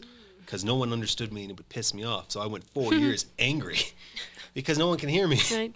And got held back in kindergarten for the same reason. I didn't speak. I didn't know how to speak. Oh. And so realizing that, I had really sat down and tried to learn the language because nobody can help me if they don't know what I want. Yeah. But see, I was thinking that I was also trying to link that to, because you were saying how you look up to your grandfather, and then, you were rebellious and living with them and too. So what made you consume and go towards drugs or alcohol? You know what I mean? Meanwhile, seeing your grandfather being like a law figure, and was it like your rebellious, side? So I'm gonna tell you some good tea. Nobody's more rebellious and does the complete opposite than children of police, priests, pastors. Okay. I was just about to say, their my kids grandfather are the worst. And also had a large part in raising me, and he was a pastor, to put it lightly, very lightly, because he was what's called an elder, which is a whole committee of pastors in the church that have been delegated, and there's layers to it. And so, yes, I was exposed to it. However, I'm grateful that I was exposed to him, though. Okay. Because the only drugs I ever did were, I think it was X1, and not X, it was Xanax for once, and it was because I was having a lot of anxiety. Other than that, it's always been just weed. Weed and nicotine. Okay. However, though, I'm very much a firm believer that nicotine is the most addictive substance in all of them. It's not heroin. It's not coke. Like, nicotine, the most addictive of all, and it's purposely created that way. And so I always feel guilty when I'm like, technically, yes, I am an addict. However, I feel bad because it's like, look at what coke did to these people's lives, or heroin or meth. Like, it fucked them up. But in a society, we don't really see it that way. We don't see nicotine as bad wise because you can get it from anywhere. The moment the nicotine only came from a drug dealer, then all of a sudden it's bad. You can't immediately die on it. Exactly. It will kill your ass. It killed my grandfather. But it, just like alcohol, I would argue it's so much worse for you than most drugs. Yeah. No, alcoholism is definitely a lead killer in America, especially amongst the Native community. Alcoholism is the worst in their community, I believe, because so accessible. Accessibility, how cheap it is, and I believe it's even down to a genetic aspect because of the way that the liquor or the alcohol was created. It's addictive to them. And I want to say it's also socially more acceptable. So acceptable. It's okay to have an entire bottle of wine. Right. But the moment you break out the meth, everyone's like, oh, whoa, hey, buddy. It's right. like, So what do you mean I can't bring out my bowl of ketamine? Store it away. Hey, man, it's called Special K for a reason. Just pour some milk into it. Oh, God. What are you talking about here? Yeah, no. So, and earlier you mentioned that your alcoholism or drinking was getting worse. Because I would party every single day. Okay. And I would drink at every single party and be wasted by the end of it. My grandfather always taught me, though, if you're going to sleep in your car, put your keys under the car. Because they can't say you're going to attempt to drink and drive if the keys are not even in the vehicle. However, they're under it. People aren't going to really look for that. Huh. So I used to do that a lot. Please don't do that. No. Don't Don't drink and drive. If you're going to sleep in your car so you don't drink and drive, that's a much better option than drinking and driving. And then you'll be wasted. Sleep in your car, keep your keys under, do not hurt anyone or yourself, just... At least you won't be tempted to get them because you will be too wasted to get out, go get them. I woke up one time. I was on a rager. I woke up and the entire earth was spinning. Oh. Even after I threw up twice. And I could not get myself to calm down. Yeah. And so I had to sit there for 4 hours and wait it out until I could start seeing clearly again to drive home, which was only 7 minutes away. Yeah. And then that's also how I knew it was getting bad. But I was too depressed and angry. I didn't care. I didn't want to be better. And so it's also what taught me is you can't save an addict. only they can save themselves. And that's kind of where I started learning. It's like, I know it's not considered socially, it's not seen the same socially, but nicotine is an addiction. So the moment I started treating it like I was an addict, I started leaning off. I know I couldn't just quit cold turkey. You don't quit drugs cold turkey either. No. Even in rehab, you have to be leaned off. So I knew. So what I did is I vaped, and then what I did was I started cutting the vape mixes down slowly over time, and then I ended up getting like 0s and 3s, and then mixing half of a tank with those two, and then just the 0s, and then one day the vape broke, and I was like, you know what? I don't need it. Because I was no longer a slave to the addiction, because I had recognized what is addiction and what is stress talking. And I think that's the big issue that I faced, was I would let my addiction speak for my stress instead of talking to my stress and learning my stress and how to create like a task list. Like you say, your stress is hell. I'm sure it's because there's so much on your plate you got to do, right? So what I've done is created this beautiful method that's helped me reduce it. Things that I can do in 3 months later, those are things that we can deal with.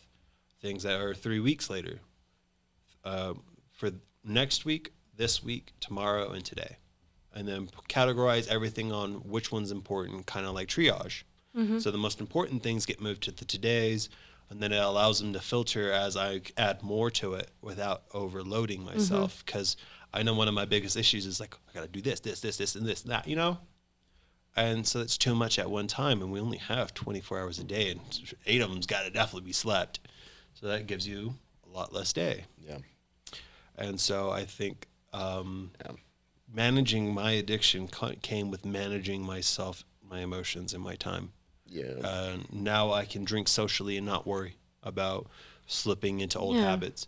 I go out and get a margarita every once in a while just for the hell of it, just because it tastes good. I mean, I'll go out with my partner and just have a little margarita, a little entree, That's and just my have a thing little too. date, Plus, it's really hard to think about compartmentalizing your life when too busy thinking about when you're going to be inebriated again, just because sobriety is hard. Like, being sober sucks. And Today, I actually, for the first time in 3 months, was like, I could totally use a cigarette right fucking now. yeah, I was struggling that I was like, I could feel when the addiction was knocking at the door. Instead, I smoked my bowl, and now I'm here. So I see it. I respect a person who's able to do what's best for them and not what's easier for them. yeah, because I'm currently in the same boat. I'm trying to quit smoking vaping and trying to cut down on the drinking. It is hard, vaping. It's especially now. The vapes, I believe a study was done proving that the vapes are actually more addictive than the cigarettes are now. Oh. And so that's what makes it even harder, especially the dispos. I got Those a buddy. are concentrates. Yeah, I got a buddy who he just stopped smoking cigarettes, just stopped. But then he went twice as hard into the vapes. So now he has 2 vapes currently. And I'm like, dude. Is it who I think it is? No. Oh, thank God. I was going to be like, I'm going to have to talk to him. Help a homie out. I also believe that sometimes you can overcome your addiction on your own. But I don't believe most people can overcome addiction without somebody there on their side. Because what you'll do, and I believe this is a part of the addict brain. The addict brain will justify the means for it. Where the logical brain will be like, shut up, you're wrong. There's no. Yeah. But the addict brain was like, well, what if I steal this and I get money and I can get my fix? They wouldn't mind. Oh, yeah, they'll totally mind. But the addict brain doesn't tell you that. Your logical brain, or if you're especially like me, like a person with a code of morals, there are certain things that I just could not bring myself to do. And I think that's one of the things that I'm most grateful for with my grandfather is that he taught me to create a code and to live by it. No matter what, do not push these. This is as far as you're willing to go. Never go past that, because once you do, and this is the part where, heaven and hell, I'm a firm believer that you will go where you think you deserve to go. And so if you live a life with shame, regret, self-hatred, you're probably going to go to hell. And that's your fault because that's how you see yourself. How is God going to love you if you won't even love you, you know? Or how are you going to love you if you won't even love you? So how is anyone else going to come in and do it? And I think that by loving yourself and creating codes and boundaries and moral ethics, it makes it harder for things like addiction, substance abuse in self. It makes it harder for that to happen to you because you've become a well-rounded person, creating the proper boundaries in all your aspects of life. And I think my issue that I still currently face is that being a dad, a business owner in a state that's really difficult to work in, trying to be a good partner, balancing everything that I do, because I do a lot. And I think that the hardest part is trying to make sure that my addict brain doesn't speak. And if it does, it's controlled. And so I think the biggest parts that helped with my addiction was a partner who was not a smoker, who, even though she wasn't an addict and never has been, she does come from a place of more understanding and from love. And I think that even if you weren't an addict, if you can still come from that and find someone who can do that for you, that's a way to also quit your addiction. And I think love, communication, boundaries, and self-acceptance is literally the stepping stones. And that's what's helped me. It's just every once in a while, it'll talk. Right. I agree. In my case, when I lived in Belgium, I used to drink a lot. I always had a bottle of wine in the fridge, and I would drink mojitos or margaritas whenever I would go out. And when I met my husband, when I moved here, he doesn't drink, he doesn't smoke. I don't smoke either, but the doesn't drink part helped me so much, because then when you go to the store and you want to buy stuff to make a margarita, you don't want to make it just one. And so, it's hard to drink on your own. Yeah, and just be like, oh, hey, yes, I'm alone drinking. That's terrible. So you just don't drink. And so that helped me tremendously. Plus, you do tend to care more about the opinions of people you love. Yeah. Their judgment's a lot harsher. Yes. But don't get me wrong, but especially now with my son, when we go to eat with the whole family, nobody drinks but me. I drink a margarita, and that makes me really happy. And at first I always felt bad because I was like, I was the only one ordering alcohol, but it's one. And sometimes, because my son only wants to just jump on me when we're eating somewhere. And so, you know what? It helps a lot when he's like pulling my hair and jumping on me and yelling in my ear. I'm like, the jungle gym. It's like, Mom, you were always so calm. Yes. Like, how did you do it? Oh, I had no idea. I'd help. Hell, my mother-in-law says the same thing. When her daughter is like, how'd you raise 3 kids? She goes, weed, lots of it. And I'm like, same, sister. Because I like weed because it slows me down. I have BPD. Okay. What is borderline personality disorder. Oh, okay. And it's got a very, especially socially now, such a negative connotation toward it because they think they're being purposely manipulative and this and that. Really, all it is. Yeah. And so it isn't easy. It is a genuine, unfortunate disorder that doesn't have a cure, doesn't have a treatment, doesn't really come with pills. It's one of those. You will either destroy yourself or heal yourself, and that's pretty much it. Okay. And so when I realized that I had BPD and found out, I'm like, well, I was grateful. Everyone's like, oh my God, that's awful. This, and I'm like, no, thank you. Because I was misdiagnosed for ADHD. There we go. And because of it, I was doing, treatment sessions for ADHD. That did not help, made it worse. And then finding out I had BPD, I immediately started learning how to heal. Because now I knew what the demon that I was actually facing was. And in a way, it's kind of like in the Bible, like, the demon, or the power of the demon or the name of the demon gives you power over it. What if the demon isn't actually an actual physical being, but is the mental hatred or your own can be personal whatever you demons decided you've created?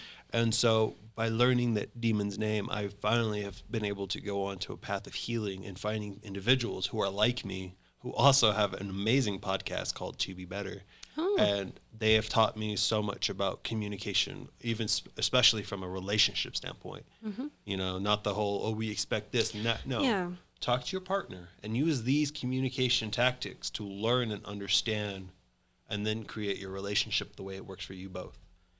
When I first came across it, I was like, wow, that's new. Everyone's always going, well, you're not very manly if you don't do this and screw this many women. And it's like, the hell? Or you're not very feminine if you ain't doing this and that. It's like, what the hell? This is crazy. What about the average Joe? And this show had talked about that, and it has made my relationship easier with not just my partner, but with all of my friends and some of my family-in-law, because I don't actually have family that I speak to. Okay. And haven't spoken to in 4 or 5 years. Yeah. That makes sense. Me neither. Yeah. Did you live in a car? Right? Yeah. What was it like living in a car for you? Hot. It was in the middle of summer. And wait, which state were you in?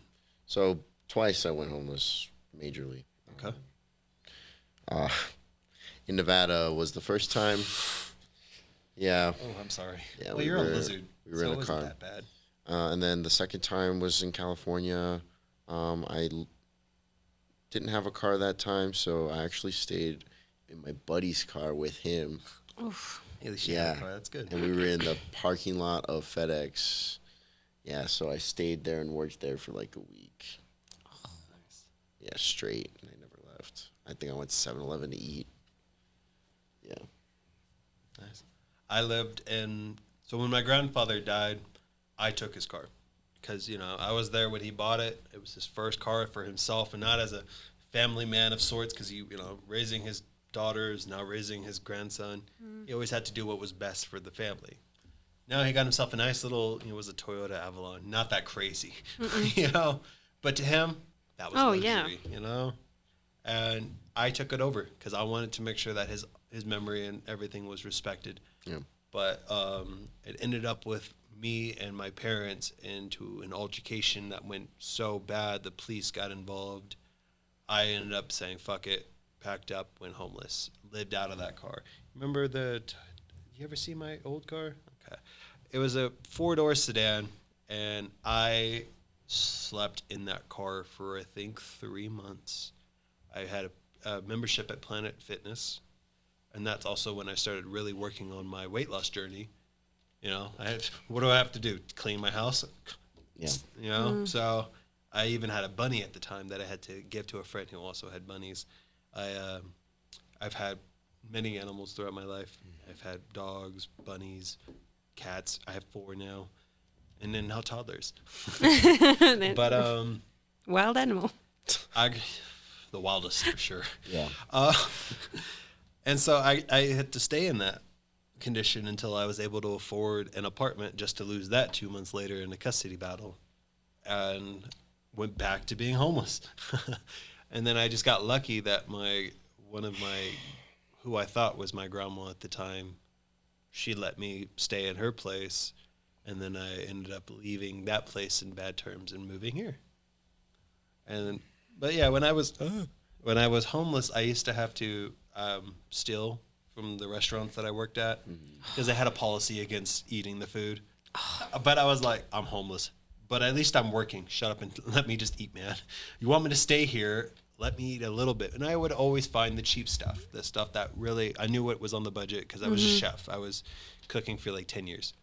So I knew what was cheap and what wasn't. So I'd eat the cheap stuff, make it, get in and out. Do it on my own time too. And so I at least tried to be fair with, being a homeless kid. But I worked 2 jobs, so there was, all I needed to do was just sleep. Yeah. And I kept doing that until my grandmother realized what had happened. Because I'm not really, especially then, I wasn't really good at letting people in, especially with my problems. Because, as a person with borderline is created. You're not born with that. And it comes from severe abandonment and trauma. And so when no one sticks around, you're like, why the hell would I tell you anything? You're not going to be here tomorrow or next week or next year. You will be gone just like everyone else. And so that's the problem, is the borderline demon has a hell of a voice. And so you're like, you know what, dog, you're kind of right. No one ever does stick around. And then you go through this toxic cycle of being abused by yourself. And that was what being homeless was. Sabotage any relationship I have right now. That's what it did. It self-sabotaged all friendships. Relationships, not as much. I wasn't really good at letting women in. And the reason being is because the last one I let in ended with SA to me, and unfortunately produced a child. So.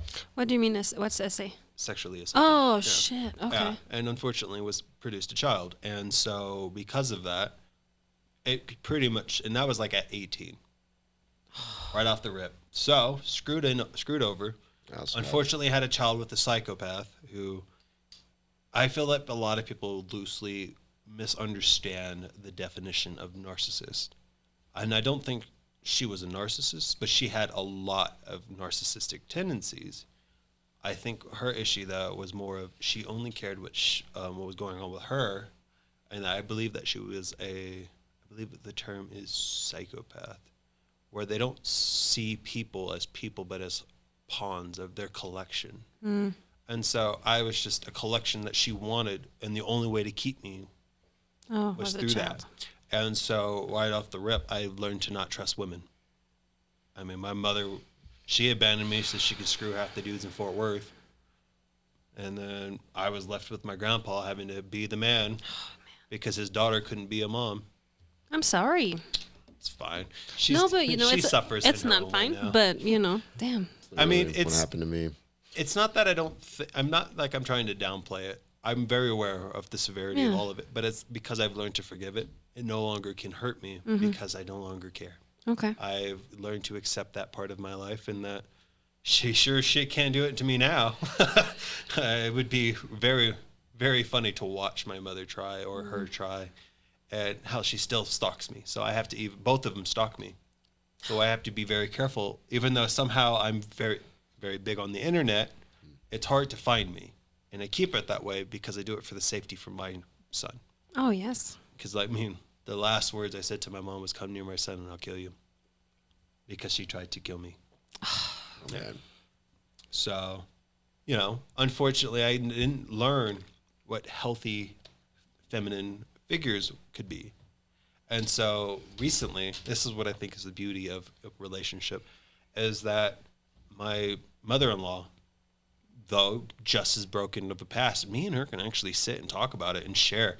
And sometimes her daughter will just be like, "What the hell?" Because, she's comes from a more loving family and had learned what it's like to be a loving mother or have a loving father, though everyone has their demons in their past and their stories, which are mine to tell. But her mom comes to me and we'll talk about her failures as a mom, and it's impressed because I won't judge her. I'm like, I get it. Right. And I see her as like a healthy feminine figure in my life that I can look up to. And same with her dad. Like, they're the two people in my life now that I finally have that are healthy figures.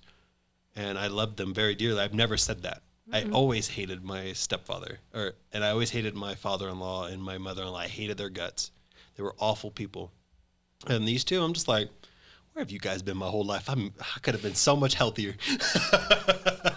And so because of that, it's allowed me to learn to forgive my family. Would have been a lot less interesting. True. Yeah. I wouldn't have nearly as many relatable stories. I feel like Naruto everywhere I go. You just start doing the no-talk jutsu, and all of a sudden we're connecting, and maybe you're not as bad as the guys you think you are. And Naruto was cool. You throwing so much information. It's I'm so sorry. I mean, I'll say, I think it's I'm grateful for it. I think it's good that you went through that path of forgiving, because it's healthier also for yourself, right? Because you can't just keep poisoning yourself with all of that. It doesn't mean that you forget. No. But I can forgive someone for the sins that they have committed. Doesn't mean I have to allow them in my life to keep committing them. Yeah, and that's respect that boundary between each other. Yeah, that's why you don't. It's funny because I don't have many news from my dad, And Is he still in Belgium? yeah, it's a long story. Well, I've talked about it several times on the podcast, and it just so I have two sisters that are like my real sister from a same dad, same mom, and then the rest. I don't like saying that because they're all my brothers and sisters to me, but they're like half. Okay. And my sister that follows me, she is getting married at the end of the year. Yeah.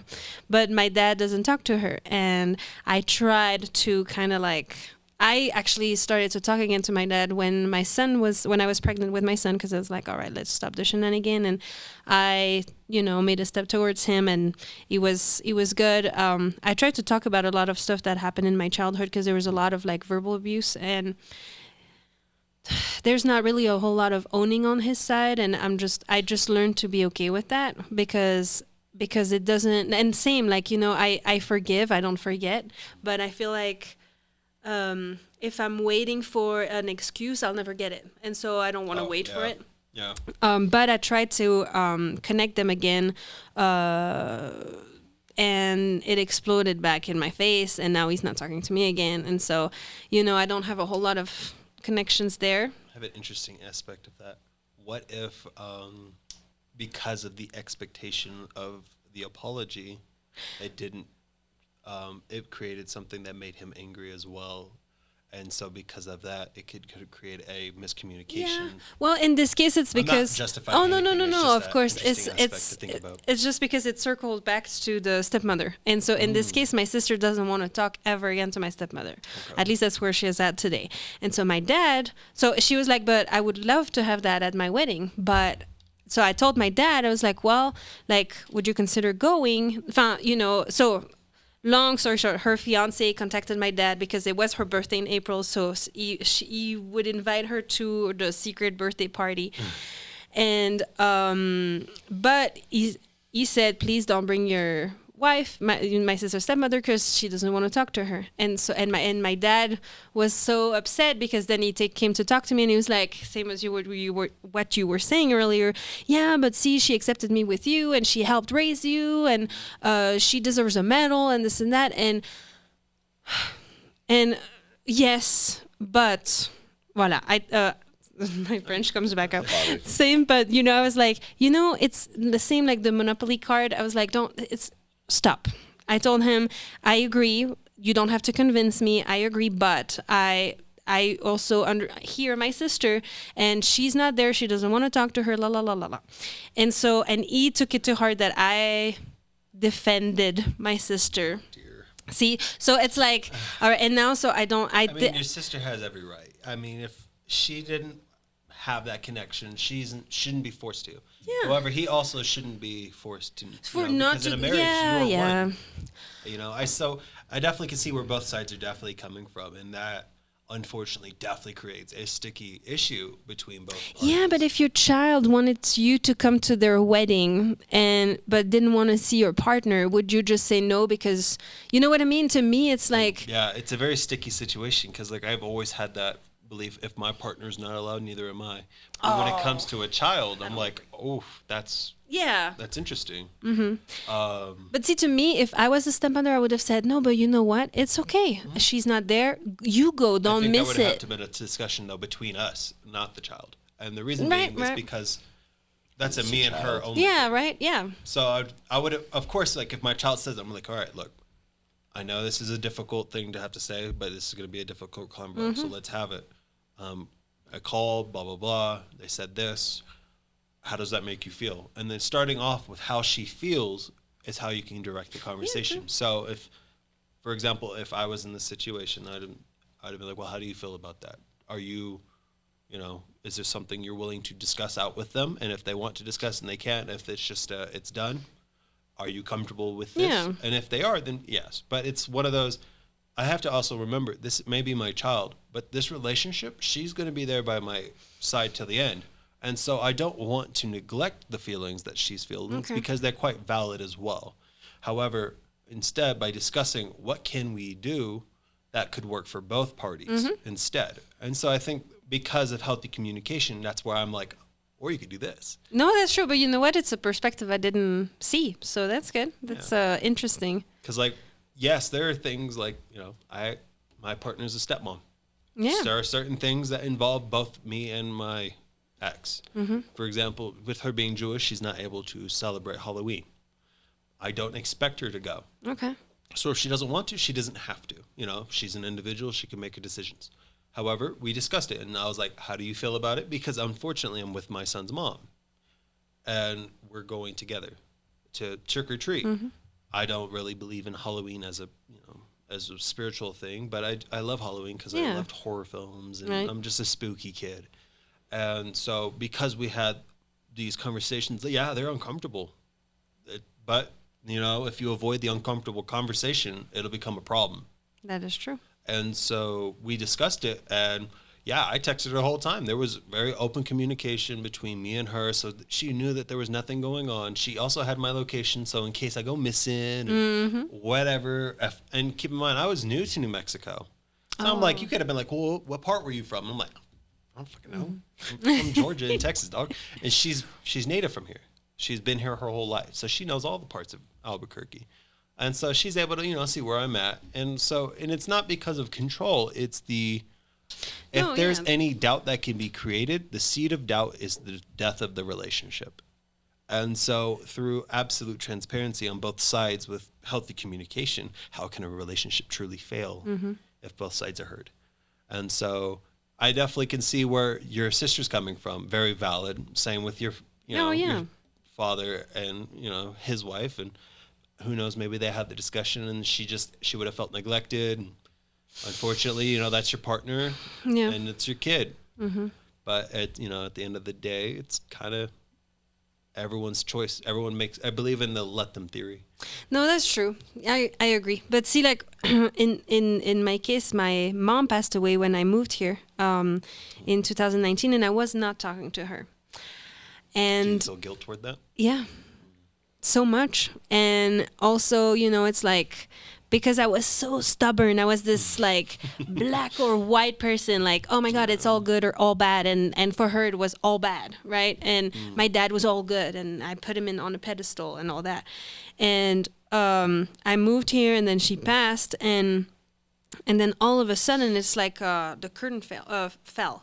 Like, I could see, like, I was like, oh, wait a second, you put so much stuff in perspective, and it's like, what? And then, and I grew up also where my dad would like talk shit about her all the time. So that's kind of circles back to what we were saying earlier about how you like talk, to your partner or about your partner in front of your kids, because he would like talk shit for like 20 minutes, and then he would be like, well, but don't forget, she's still your mom. Oh, I hate that so much. But because then I would be like, but what are you talking about? No, I hate her. You have to lead by example, and by being an asshole about it, they're going to teach that. Okay. Me and my son's mother, not the greatest relationship. We definitely beef. Mm-hmm. However, if for the greater good of our kid, we can put that beef aside. There we quick. go. That's good. Even in our household, we don't badmouth his mother in front of him. If that door's closed and he's not around, by all means, kid, to your heart's content. But in front of him, no, it's unacceptable to both of us, because it's like, how are we setting a good example? If you got a problem, you say it to their face. Or anyone you claim to care about. Exactly. Thank you. Yeah. Thank you for doing that. His mom's still a part of his life. I also am a very firm believer. The moment you start lying to your kids, you're a terrible parent. Mm-hmm. Being honest with them, the kids can handle a lot more than people realize. I obviously figured that out. I was surviving since I was 6. People say, oh, kids can't survive. Yeah, the hell they can. You give them no boundaries to not cross, they can do anything. Oh, yeah. However, some kids go the wrong route. Some kids get lucky and do the right stuff. I got lucky. I think a lot of my childhood, unfortunately, I can't say it was because, of anyone other than just luck. I got lucky. I didn't end up with the, drugs like meth or crack, because that shit was easy to get a hold of in the cooking industry. And I mean, I definitely am grateful for everything that had happened, because it taught me to see perspectives in all sorts of ways. I play devil's advocate with myself all the time, and trying to think out all the different possibilities of what could happen, or, what could someone possibly say. And I also know that a lot of it has to do with the BPD as a survival instinct at this point. And so kids can handle so much more. It's when we try to save them from everything, we do them an injustice by allowing life to teach. Because no one's going to be a better teacher and a more consistent teacher than life. We all suffer the same. We all die the same. Just some of us suffer harder than others, but everyone has suffering in their life. And so I think that the moment we can recognize that is the moment we can start making our future healthier for our children. It's our past is already up. You know, we were already kids. Right. We're never going back. However, we could try to do best by kids, you know, teaching. Like for example, my son's going to know how to fight. And the reason I want him to know how to fight is because he can't be swayed or bullied into things, because he has that confidence that he is safe no matter where he is. I grew up with guns and weapons.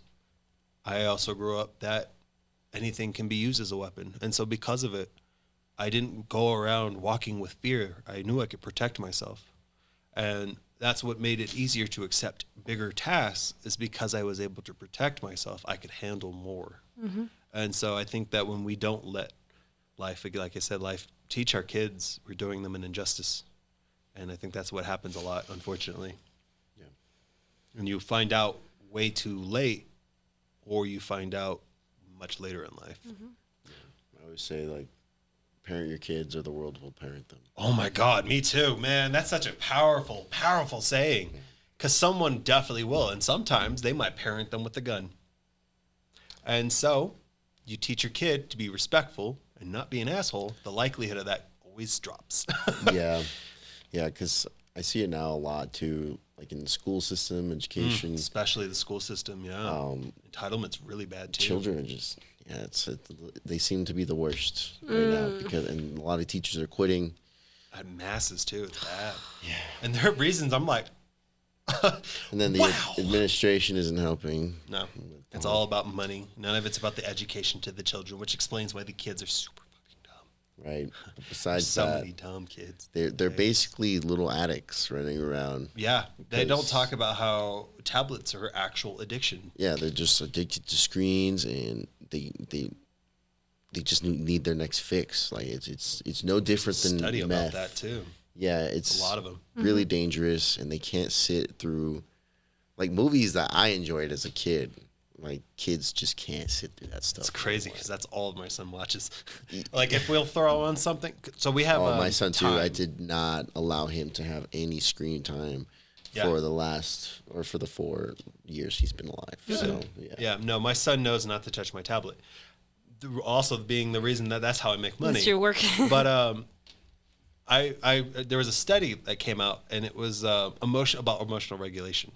Take a tablet away, they throw a tantrum, they get angry, and they go extreme, like straight to violence. Like there is no in between, no small aggressions. Like it's bad. And then give them the tablet after this psychotic incident, back to calm. Oh, that's terrible. And I've noticed this too, because at one time I went to a restaurant and I watched this dad take the phone away from his kid, and this little shit just had a meltdown and then gave it back to him and just sat back down. I'm like, whoa, where's the parenting in this, man? Wow, Take the kid outside and talk to him, calm him down. What the hell? It just comes down to laziness. And yes, it's because a lot of people want kids, not a lot of people want to be a parent. Yeah. That's a whole thing. But I hate that so much. No, I agree. It's the thing is, see, for us, we because you need to work, right? You need to work, you need to live, you need to also just like have a minute to yourself, or iron, or do some chores. And so Another thing is people have forgotten that it's okay to be bored. Yes, and see, so our son plays, but sometimes like we do allow like for him to watch, but we make sure that he doesn't watch any shit like the Coco Melon and the crazy But he watches like Ponyo or like the Ghibli movie. I know those are cute. And Get it wrong, dog. Studio like, Ghibli's the shit. his favorite Disney movie is Coco. Coco's great. He dances so. Oh my god, we're gonna do a Coco themed party for his birthday. I'm so excited. Awesome. But it's like one, right? It's like, you know, or per like 20 minutes, and then okay, we go play or we read, or he loves to color, you know, stuff. But same, you know, sometimes, don't get me wrong, we've been tempted. We've never done it, but when we're at the restaurant and lately it's been really rough to get him to sit down. But I also noticed too that, you know, we can't do appetizers. When we go eat out, it has to be you get your dish and we go because of course he's gonna be two. Yeah, but and so it's like, of course he's gonna start running around and trying to jump around and play. It'll He's take a too little long. baby. Yeah, it takes too long, which also pisses me off. If you work in the restaurant industry, Poor people. please. I feel so bad. No, me too. love But you. please bring the child's plate first. Yeah. So what we do is we take his toys. We never give him a screen. So we'll no, sit yeah. there and play with him at the table. I Yeah, mean, what are we same. going to do? Go running? We'll just sit there and play. So we try to entertain and make it a family thing. And so I've noticed now, it was definitely rough at the beginning because a lot of what we did was no TV at dinner, just us. Yep. And so we are now teaching him it's okay to be bored. And if you're bored, what is the first thing you're going to do? You're going to find something that will stimulate you. So that teaches him curiosity. It teaches him how to find the next task. Yeah. And so that's what we have been doing and have now seeing the fruits of it. It's beautiful because like we'll just no TV and he'll just be like, I'm gonna eat my snack, chill, just look around, you know, and then go off and play. This is what, like, Just the raising him like a upper- normal kid. The top 1%, the upper class, this is what they want. If you're constantly entertained, you're not thinking. Yeah. You're not coming up I with agree. new ideas, and you're not being creative. You're just constantly consuming. And that's, And that's the are you is the even number one alive? issue. Like, I agree. has no one watched Wall-E? Oh my gosh, yes, I love that so much. Because I'm sitting there going, have you watched Wall-E or Idiocracy? The moment you've seen both, you're like, oh crap. We're going to have a president called Mr. Camacho Doritos something. Yeah. And he's going to have the most biggest biceps and he's just a Chad. You know, like it is an Idiocracy. Or you'll have Wall-E where people are so fat and so dependent on their screen time. And I catch myself all the time because I'll be scrolling on Instagram, and that's why I don't have TikTok, because Oh, yeah, that's I the can't worst do Oh, one. TikToks is very addictive. But I'm just like, I have to like I snap out of it. I'm like, oh my God, I just wasted like 30 minutes of my life Yeah. just watching other people, like basically supporting other other people. people's Yeah. lives. Like, because you're basically giving them money and just, here, go do more of that stuff I would like to do. Yeah. Yeah. See, I So, believe create more than you consume. That is the healthy balance of life. Yes, we as people are consumers by nature. We consume the land around us. However, it doesn't mean we can't put out more than we take. Yeah. And I think that's kind of like, I know it's a little old tribal way of thinking, is if you're going to make a wave in the pond, make it one that's good, that people remember. And so creating the strengthening through community and being the backbone that people needed. And this is going to be a really sad subject. When my grandfather died unexpectedly after surgery, he died because he smoked so much. Oh. He was under anesthesia, and unfortunately, he had a heart attack, died on the table. And so I had to basically plan his entire funeral and everything. And, perk of him being a service member is there's quite a bit discounts you get, but going to his funeral was very sad because all of his friends and family were in a different state, country, or completely different everywhere. He had a lot of family and none of them were there. He had a lot of friends, and unfortunately it's not their fault, because they're from Georgia and they're much older, so traveling isn't nearly as easy for them now, because he died at like 70 something. And so I had to, making that call, that was hard because I was the only connection to everyone in Georgia to him. And so I had to make my calls and tell the story over and over and over. And then that had created a war in my family. And the one thing I could sit there, or I did while I was standing there, was at my funeral, there better not be anyone like this. People better be here because they loved me for who I was. They respected me, and I was there for them when they needed me. And now that I'm dead, they're saying goodbye. Not sitting there going, oh, well, I know I've been gone for 20 years, but like, hi. It's like, no, we're no longer a part of each other's life. And so because of, you know, burying him with just having to have a service member help because we didn't even have enough pole bearers, you know, I didn't want to go that way. And so I had started social media, trying to create myself into something that people would miss, that people would tell my story, and that as I got older, I grow with more wisdom in choosing to find wisdom versus pretending because I'm old, I know things. And let's be honest, how many old people we know are just absolute idiots? And you're like, well, you've got more wrinkles than you have brain cells, bro. What is going on with you? You know? and that's a big thing even in higher education. You'd think because they're working at a college, they're smart. No. And so because of it, I wanted to create authenticity. People would see me for who I am. And if they didn't like me, there's thousands of other people to go watch. And so because of it, I had started slowly pulling from social media and started to create more, and only am on there now just to post. I never really indulge much, and if I do, it's for maybe 10 minutes. Then I cut it off. I mean, every night at 10 o'clock, phone goes away. If I want to stay up, then I better read. Better do something that doesn't require internet and TV. So read, draw, doesn't matter. Do one of those. Nice. That's good. And I've noticed that because of it, my sleep cycles have gotten better. I get a little bit more well-rounded sleep. Whereas my partner, who doesn't do that sometimes, he'll go all the way until she goes to bed, gets some awful sleep. And I'm starting to realize maybe those people I thought were kooks might be right. The blue light really does make a huge difference in the sleep cycle. Let your body prepare yourself for sleep. Yeah, So reading does that too. So it's funny. I was just listening the other day to a French doctor that actually studied that, and he was saying that it's not so much the blue lights, but it's the content that you watch.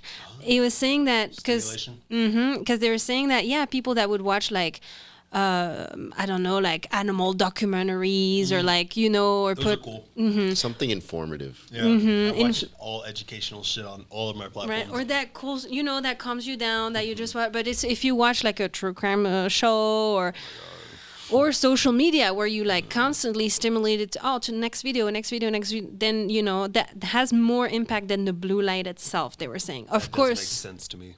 But of course, they're saying, of course, for your circadian rhythm, you like red light is better, like stuff like that. But that's actually a cool thing I learned too. When my son was an infant, he was easy during his infant phase because I had learned about that red light. It made it easy. He would just go straight to sleep, no problems. He'd sleep through the night, just fine. I never got the best sleep in my life until he turned into a toddler. Now I can't ever sleep. Same for us. He was so good, and then the beast is unleashed. Just put him through a sensory deprivation tank, dude. That would be great. Maybe he'd chill the hell out a little. Yeah. You ever watch Bluey? No, actually, but I've thought that's our next phase. Bluey. Yeah, and I recommend Bluey not just because it's good for kids, but as parents, we watch the show with our kid, and you go, "Oh, they love each other. I want that." And then you start, finding nicer things to do with your partner, like strolls to the park, moments to bond, because you're like, this is nice. It's not just the kids, it's the whole family. Yeah. And I love that because then it also brings in characters like Muffin. She is 2, and she is supposed to embody a 2-year-old. And boy, does she do it well, because everyone hates Muffin. But the issue is, it's not Muffin. She's not a problem. She's just a toddler. And you have to realize, they're all like this. They're all little gremlins. Right. But sooner or later, they grow up, and then they turn into kids. And then that is when parenting really starts to begin in a whole new way. And I think that's what I think is beautiful about Bluey, is it shows, as well with the kids, how to interact with each other, how to be able to figure out problems, like how we're going to play this game. Well, we need a shopkeeper. We need a customer. We need money, try to figure it out together. And so my son loves Bluey, and it's one of the only few shows that I'm like, Yeah, it gets annoying because I've seen it so many times. But it's one of the ones I'm like, but it's so good, I can't tell you no. Yeah. I watch shows with him purposely looking for problems because I don't want him to watch these things because it's like you are what you consume. So if you consume nasty content consistently, you'll become a nasty person. Like there was a lot of I can't stand SpongeBob. There was a lot of moral lessons in that show. Like there's a whole episode about being assertive and how being too assertive can land you with no friends. Yeah, like learning to share. Yeah, learning to share. I Learning how to stand treat SpongeBob people because in of general. SpongeBob. I love that show, but I was also an annoying kid. So. I was a antisocial, still am antisocial kid. Yeah. I am my partner says this, and also her boss is very important person, super social, just like me, and she's like, "What is with it? What is with you antisocial people having the most social jobs?" I wonder if there's other people like that because I am so like, oh, I gotta go to a social event. Hey, how you doing? It's great to see you. Blah blah blah. Yeah.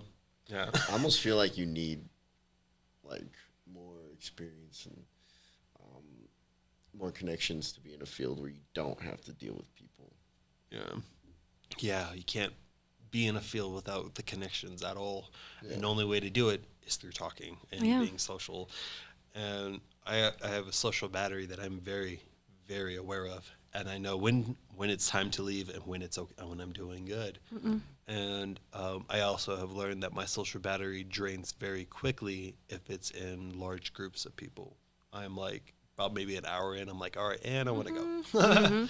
But when it's more smaller, I'm able, and especially like right now, like how the energy is flowing. Yeah. Like, the battery's still like green because the energy flows. But I notice with big groups and bad energy, my social battery plummets really quickly. I also notice when I don't drink as much at the function, I don't want to be there. Isn't it crazy? Like when you go to an event where everyone is wasted and acting a fool and you're just like sitting there with your nice little water and just going, wow, look at all these toxic habits. Happening? Yeah. Clearly I'm not there. Albuquerque parties are definitely crazy. Ugh, this place. I love it here, but I've seen a lot. There's a lot of substance abuse in this town. Yeah. Yeah, or maybe it's just every town and people in general, just the state of the country. I think it's big with small towns and small cities. Yeah. Or big cities, too. Because, like, Fort Worth, Houston, Dallas, serious drug issues. I mean, you go to Oklahoma, smaller towns. You got OKC, city, bad drug issues there, I think at this point, drugs are becoming... I think the dumbest thing America has ever done was declare the war on drugs because drugs have never been worse in American history. Interesting. All because of that bullshit effort. You became so obsessed with it. Yeah. Become what you... It's hard to know what's out there until someone tells you what's out there. Yeah. Especially as a kid. Oh, crack, heroin, meth. Now I know about them as a young kid. It's not going to seem nearly as scary no matter what you do. Or the false information that it also gave. Your brain on drugs when it's talking about marijuana and it was like the egg in a pan. And you're just like... See, I don't think that's the problem either, though. I'm saying like misinformation about the narcotics too can also be an issue because like some people don't realize like how addictive this actual substance really is because they downplay it or they make a false scenario like your head or your brain is an egg on a frying pan and that's what it's like on weed. And so it's like we're trying to teach people the dangers of drugs and doing it the wrong way because these aren't actually even remotely close. You smoke weed just as much as I do. Your brain Probably never more. feels like an egg. It helps me cope with reality. Yeah, see, it's not a fried egg. So it's like weed slows down. Coke speeds up. It's like you learn what these drugs actually are. It's not nearly as interesting, but when you get false ideas of it, it's easier to fall into. Or you get, you lack boundaries and someone pressures you into it. Which also is a huge thing I notice out here because, like, when I tell people no, they don't always take the fucking hint. And sometimes they have to get aggressive. Yeah, like, dude, I don't want your damn drugs. Chill, Yeah.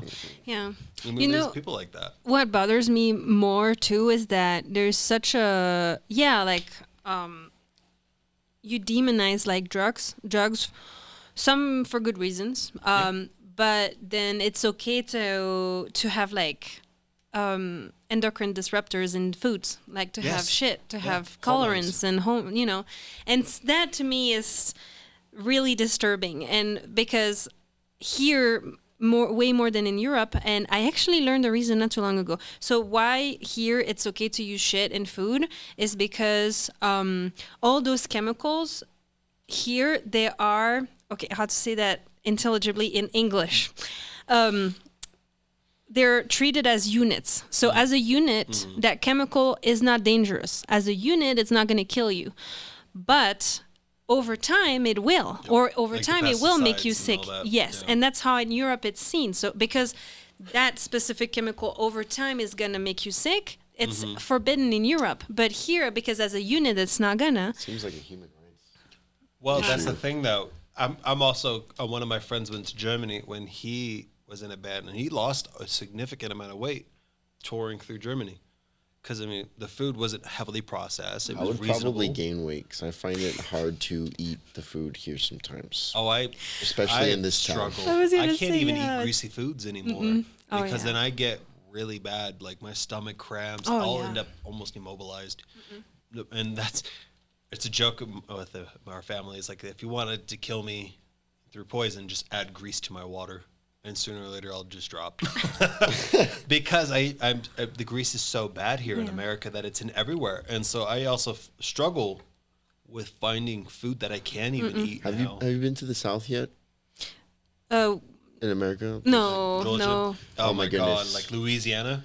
Tell her how they make sweet tea. I'm scared. I'm from Georgia, so 3 cups of sugar for a cup of tea. 3. But no. I know it's a little extreme. It's not the actual measurements, but Well, it's basically probably what it close tastes to like. it, yeah. And then a hint of lemon. Or lemon. I swear that's actually how they make Yeah, it. 3 no. cups for you. Yeah, Georgia's really bad. It's also one of the reasons why obesity is so bad out there is because of drop all dead. the tea. Yeah, the tea's good for you. The 3 cups of sugar in your cup isn't, you know? Oh, that's terrible. Because at some point you become numb to it, Oh. and then it's like Yeah. drinking water. It's a tolerance that gets pushed. Like Yeah. for me, when I was 300, I used to eat greasy food all the time just fine. I started to cut all of that grease out. I don't even drink sodas. I find soda especially Coke, like Coke Oh, yeah. for So me sweet. it burns my throat. It burns my stomach. I genuinely don't enjoy it. And it's funny because there's this thing called ayahuasca. I don't know if I'm saying it right. It's an herbal, basically an herbal drug. And that there's these retreats. And so what they'll say is cut off caffeine, cut off this, cut off all sorts of things that could be an issue. And so they go through this experience. And then after, things like Coke, cigarettes, all that becomes a lot harder because they have this spiritual journey that straight up reprogrammed their mind. And that's something that I have learned how to do, which is why I don't ever have cravings for sugars or sodas and stuff like that. I have cravings for sweets, but for me, a sweet is like a muffin or or a a piece of pastry of chocolate, some yeah. sort, or a croissant, like sweet, but not sugary. And I think in America, we've totally forgotten the difference between sugary and sweet. And see, I had the same when I moved here. My husband, he doesn't, he's not a monk, I promise, but he doesn't drink, he doesn't smoke, and he doesn't drink anything sweet either. So There's it's nothing wrong with water that. and unsweet tea. Yeah. And so when I moved here, you don't want to, we lived with his mom for a little bit there. And so, you go grocery shopping for everybody. You don't want to be the one that's like, hey, let's get this, let's get that, whatever. It's so awkward too. Yes. Why is it weird to not do something? I don't It's know. because people will judge you for it. They're like, my grandfather specifically, Yeah. like when I'd eat a salad, what are you doing that for? Yeah. Because it tastes good, man. You don't have to always eat People pork will loins, man. Definitely call you out for doing something that's good for you. And Yeah. just as much. It's because I know my grandfather wasn't, but this is a common thing for a lot of people. It's when we watch someone else doing better than us, unfortunately, subconsciously, we get jealous. And we're like, we only oh, want someone to do as good as us until they're Until doing they're better. better. than us. Mhm. Yeah. yep, it's unfortunate. This is where a lot of my issues begin with Catholicism and Christianity, is that we're trying to follow in the word of Christ. So, for example, don't judge thy neighbor. So why are you judging me out the ass? And love thy neighbor, but and then they that teach you also to got judge too. lost somewhere. Yeah, love Yeah. thy neighbor. Like, there are certain neighbors that you don't wanna- you don't need to love them. They're a piece of shit. However, I think that tolerance begins when you just go, you know what, dude, it's not that big of a deal. Yeah. Let's find something else we can talk about. And if we can't, No, of course, then but just it's be like, like, hey, how you yeah. doing? And then leave it at that. Yeah. Small talk. But I believe small talk is a form of art. And the reason I think that is because it's a skill that not many people have anymore. And it's strange when you're able to sit there and actually have a small conversation with someone because you don't know what their day's like. So you having that small conversation might have just convinced them out of suicide because you just for a moment, someone made you feel like you were heard. They actually say like a couple minutes of human contact Really is actually goes a long That's enough true. to stop people from having suicidal thoughts. I was getting attacked on the internet by a local shop that I won't name and by an apprentice from said local shop. And they were making false claims about the way I conduct business. And I was like, at first I hear everyone out because I'm like, okay, well, if they have good constructive criticism, of course I'm going to work on it. But then when it's like, okay, but I definitely know I don't do that. I even had to call him up and be like, just to clarify, you don't do this? And he was like, no. It's like, okay, sick. So nobody is doing this. And now you're starting something. So it's like, for moments like that, it's very difficult to do the whole love thy neighbor part. But I was like, you know what? I want to hear more about this, actually. Oh, yeah, we'll talk more about it later. I haven't gotten full tea because it's been a very long week. But because of that, it took me a lot to calm back down because my reputation, yes, I don't always have the best things said about me. But, I mean, who really does? I mean, name a single famous person who didn't screw someone over or who didn't do this or who didn't do that. And half the time, it's not even true. Opinions are like buttholes. But opinions are like buttholes. And so just because I'm very confident with who I am and I'm very, I try to think deeper, someone's going to hate me for that. And so I feel like that was exactly what had happened. Someone was mad because of something going on with themselves. So they took it out on me, created some lies, and then decided that was acceptable behavior because they justified it to themselves. And I'm just like, and then I even tried to get proof out of them and they refused to give it to me. And then I caught them within a lie. And then it just I was like, you know what? Clearly, if you're not going to even talk to me in the truth, why would I even, put my time and energy into something? It clearly isn't. And yeah, that was a very rough. Apparently afternoon. the tattooing community has nothing else to unite over. It must be having a common enemy. Unfortunately, yeah, the enemy of my enemy is my friend. Oh. And here right now, unfortunately, the community is definitely struggling because there's a lot of people who want to be tattoo artists, but the industry unfortunately punishes people for creating them, or and then they don't make an avenue for people to learn. I think that this is the point where I'm frustrated. I'm not actually a licensed tattoo artist. Okay. However, I am an apprenticed tattoo artist. Someone screwed me over to get their service, and all they did was teach me how to do it. But the issue is the state isn't okay with me doing that because he never registered me with my hours. Oh. And so because of that, I'm still considered an unapprenticed or I'm an illegal tattoo artist who is not legally apprenticed. And that is an issue though. However, there is no school to learn to tattoo. You can only get an apprenticeship because someone's willing to take a risk on you that will cost money out of their pocket.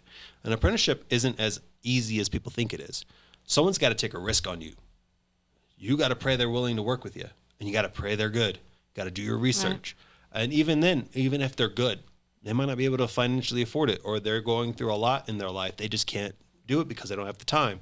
So how is that fair? Like, that's probably how it should be because it produces some really good artists. Yes. There's so many good artists out there who are unlicensed. I'm not the only one. I have met many who have all contacted me and shared their stories of how they got screwed over in apprenticeship. There is no penalty. Yeah. There must be. Someone must be punished for screwing people over, and nobody's talking about it. However, they're so quick to attack unlicensed artists. There's this you're inferior to me because you don't have a piece of paper, but yet you can't even pull a straight line. Your lines, your shades, your colors, they all suck. You get infections to your tattoos. There's a shop owner here who infected my friend's neck. Oh, shit. His neck is all pink, and it's all scarred up because of her shitty tattoo. However, she's a licensed shop owner. So how do you get licensed if there is no like degree or like school? Nobody knows anymore because the board will punish everyone. I mean, one of my buddies is now in a court battle for taking on an apprentice. Oh. Because he was teaching him how to become a tattoo artist and giving them the time that they need to be able to, meet the requirements. Fine. Out the ass. Now a court battle. Now we're going to end up doing a petition because something has to change. There needs to be a way for people to follow their dreams. And this old mentorship program crap, it's not real. You can't do it anymore. The cost of being an apprentice, especially if you have a kid, not happening. The cost of being an apprentice, if you don't have a kid, it's really difficult because now you got to work a full-time job and then you got to go there full-time to make sure you meet your hours. And the hours that they require is 1,500 hours. That is 9 months if you work 8 hours every day. Yeah, and that is a long apprenticeship just for hours on apprenticing. Yeah. And it doesn't make sense because no one's able to get an apprenticeship. That's very difficult. So people, what are they going to do? You couldn't stop liquor. They did the prohibition. Al Capone became famous. Well, just like tattooing, you can tell people they can't do it. They're still going to do it. Like Texas, you could become a licensed artist really easy. Arizona, you don't even need a license. I think in one county in Colorado, you need a license, and the rest you don't. But yet you can still follow. So it's a New Mexican thing. It's a New Mexican thing. Okay. Even if you come from those 3 states or even Utah, if you have a license, it doesn't transfer here. Oh. Yeah. Lead to those 3 states? All of them. If you don't meet the qualifications to our state within your apprenticeship from another state, you're not qualified. You'll have to redo an apprenticeship.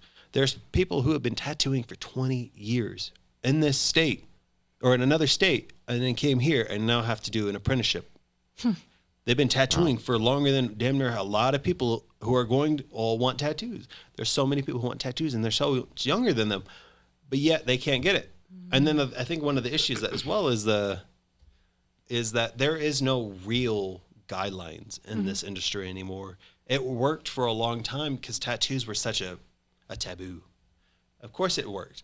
You had to learn, and apprenticeships are not even remotely the same anymore. Like, you're not making the needles anymore. You're not soldering the needles together. You're not creating the cartridges that they would go through, or the tubing.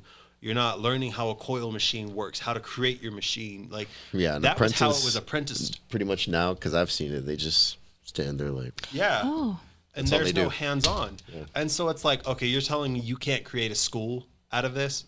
It sounds stupid, which is now something that once I get my license, that is my goal. I want to create a school in New Mexico that allows people who want to be tattoo artists a healthy, safe environment to go into that would guarantee, if they put in the work, a license. Not, oh, we'll get you a license and then never register you with state, because it requires the tattoo artist and the apprentice have to go into the board and apply for it. And yet, right, there's no real healthy, real open communication between us and them. It's literally us versus them. And they're always looking for a reason to destroy someone. They're not looking for a way to pull someone up. And I'm willing to say, I know a few of the people on that board. They're good people, sure, but what they're doing isn't. They're making it difficult for someone to follow their dream.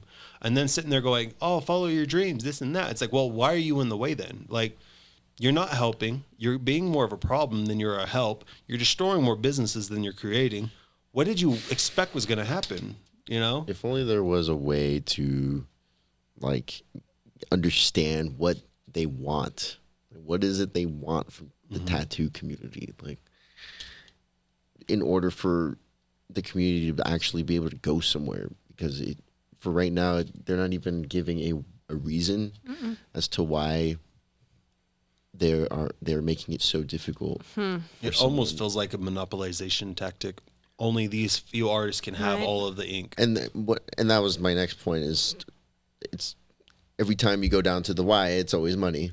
Yep. I mean, we live in America. I mean, I understand money's got to flow, but I mean, if you're imprisoning more people than you're making money, clearly something has to change. Yeah, and if like a huge chunk of that money is going to the homeless, I think it's like 85% of the budget goes to homelessness here in Albuquerque. Yeah. Did you also know? I think it's 73% of the Mexican budget comes from government assistance programs. Yeah. So it's not even our money. It's Yeah, it's all we don't just even being have money. funneled Yep. here. And they say it goes to the homeless, but there's no real paper trail towards that.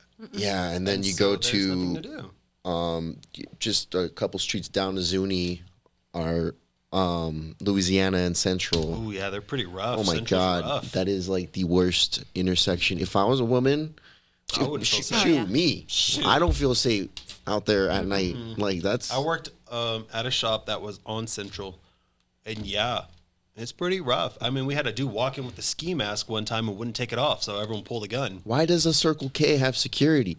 You realize that's not normal in Albuquerque, right? I took Or gas. that's normal in Albuquerque. That's not normal to have security at your gas station. Yeah, It's not It's like armed security. yeah. I took my partner to Texas, and she was blown away how nice the homeless were. She was blown away that you could just grab what you need and go. You didn't have to sit around waiting for someone to open up the door and then take it all the way to the front like a damn child. Or they didn't check your bag every time you walked by. This is something that annoys the hell out of me too, is that you made me go through a checkout line. Someone paid or did all of this. Now you're checking me. Technically, you don't own this. The moment that my card went into that slot, legally this is now mine and I don't have to show you. So why are you getting bitter that I don't want to show you? Because it's none of your fucking business. If you don't trust your employees, fire them until you can find some that you can trust. However, you shouldn't be punishing the customer for what the employees are doing or just punishing the customer because you're bitter. It's bad. That does give me a question though. So how are these shops finding new artists then? You just walk in, pray they're willing to take the chance. That's literally what I'm doing today. I went to 3 shops. Well, I I even mean- had one that was like, if you're a license, I'd hire you right now, but I'm not able to take that chance on you right now. Wait. Okay. So how are shops supposed to get new artists then at all? Okay. So this is how it's worked for a very long time. You walk in for a traditional apprenticeship. You walk in with your sketchbook and the different types of art that you do.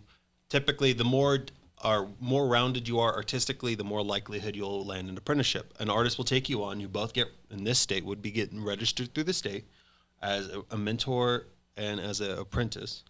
And then you would both do your time, meet the qualifications from the state, and then over time, they would learn how to tattoo, sanitation, safety blood practices, how to dispose of needles, how to dispose of sharps containers, what's classified as a sharps, first aid, bloodborne pathogen license. You got to have a CPR license before you can even get your tattoo license. Like there's so much that goes into it. And that's how it was supposed to work.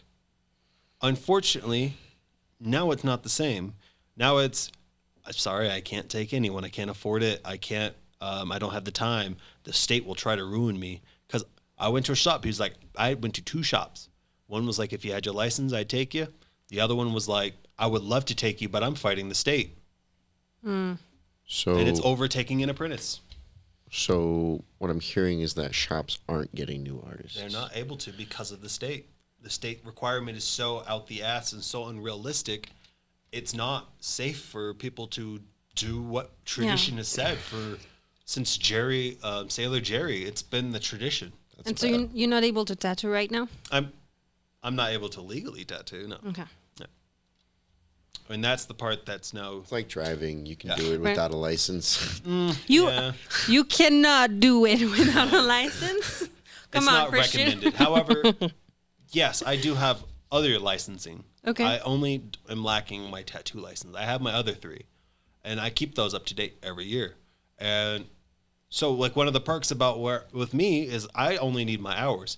I don't need the chair. I don't need the machines. I don't need any of it. I own everything. I even down to my paper stencils. I own it all. And so all they would be doing is taking a risk on me for time. It would literally cost them nothing other than the mentor fee. Because I also have my own clientele base. I have my own Nice. my own history, everything. But even then, even with it that easy, it's still that scary for them to take on. And it's like, bro, this is the easiest apprenticeship you could literally do. like But the having a state is so master's. mean that you're not willing to take that chance because that also affects your family. And I don't blame any of them. I'm more on their side. I'm like, they got to get it. I probably would do the same if I was looking at such a heavy consequence. Yeah. And these people are sitting there going, oh, we're doing what's best for the tattoo community. They don't hear the tattoo community. They hear themselves talking and think they're right. Right. Yeah. And so I think a lot of artists don't listen to the little guy. They only have this like Reich, only us, us versus them type of mentality. And I think that is one of the biggest issues in Mexico over tattooing. We host Tattoo Fiesta. Why can't we have schools to teach? We have schools for carpenters, CNC, plumbing, electricians. That is a weird one. Yeah. They have schools for all of those, even accountants. They go to school for, finances. There's schools for all sorts of things. But why is it tattooing? You only get one apprentice, and then the state hates you. And then the state fucks you over. And then now the apprentice doesn't have a license. And now the apprentice can't work. You're just screwed someone out of a whole year to 2 years of apprenticing just to give them nothing. Yeah. And the state doesn't punish anyone. Like if the artist is taking them on, knowing they're not going to license them, there needs to be punishment. And there has to be proof. They're treating it like it's a BCE job, that's such a archaic process. Doesn't make sense. And why? That's so weird. I don't get it. That's why me and a few other shops are wanting to now make this a legal issue because something has to change. Yeah. And if I could get, I would love to be able to get the experience and the time and the ability to be able to create a school and make that. It'd be dope as how to hire artists, teach these kids how to become artists, healthy, successful artists, practicing all of the proper, medical hygiene. And because even with me, I notice a lot of artists don't do this, and that kind of bothers me. I'll get this little brush, and when I'm washing my hands, I'll even scrub under my nails, just like you would if you're going to an OR. You scrub even under because you are carrying so much germs. Cool, you wash your hands, so what? You have dirt, probably a couple hundred little bacteria under your nail. And then also another thing that trips me out is when I see an artist with nasty ass nails, and I'm like, you have so much germ under anyone that. With nasty nails, I'm like, what have you been doing? Yeah. You want to be like this. You don't want to be like this, So that's what bugs me. It's like we are over here saying, oh, you're not good enough to be a tattoo artist. Bro, you can't even clean your nails. Who are you to judge if you're not even better than me? If you're practicing bad, you're practicing bad. There's no middle ground in bad practice. It's just bacteria won't lie. It'll tell you straight up by, infection or amputation. And fun fact. So I read this book called The Butchering Art. It's really good.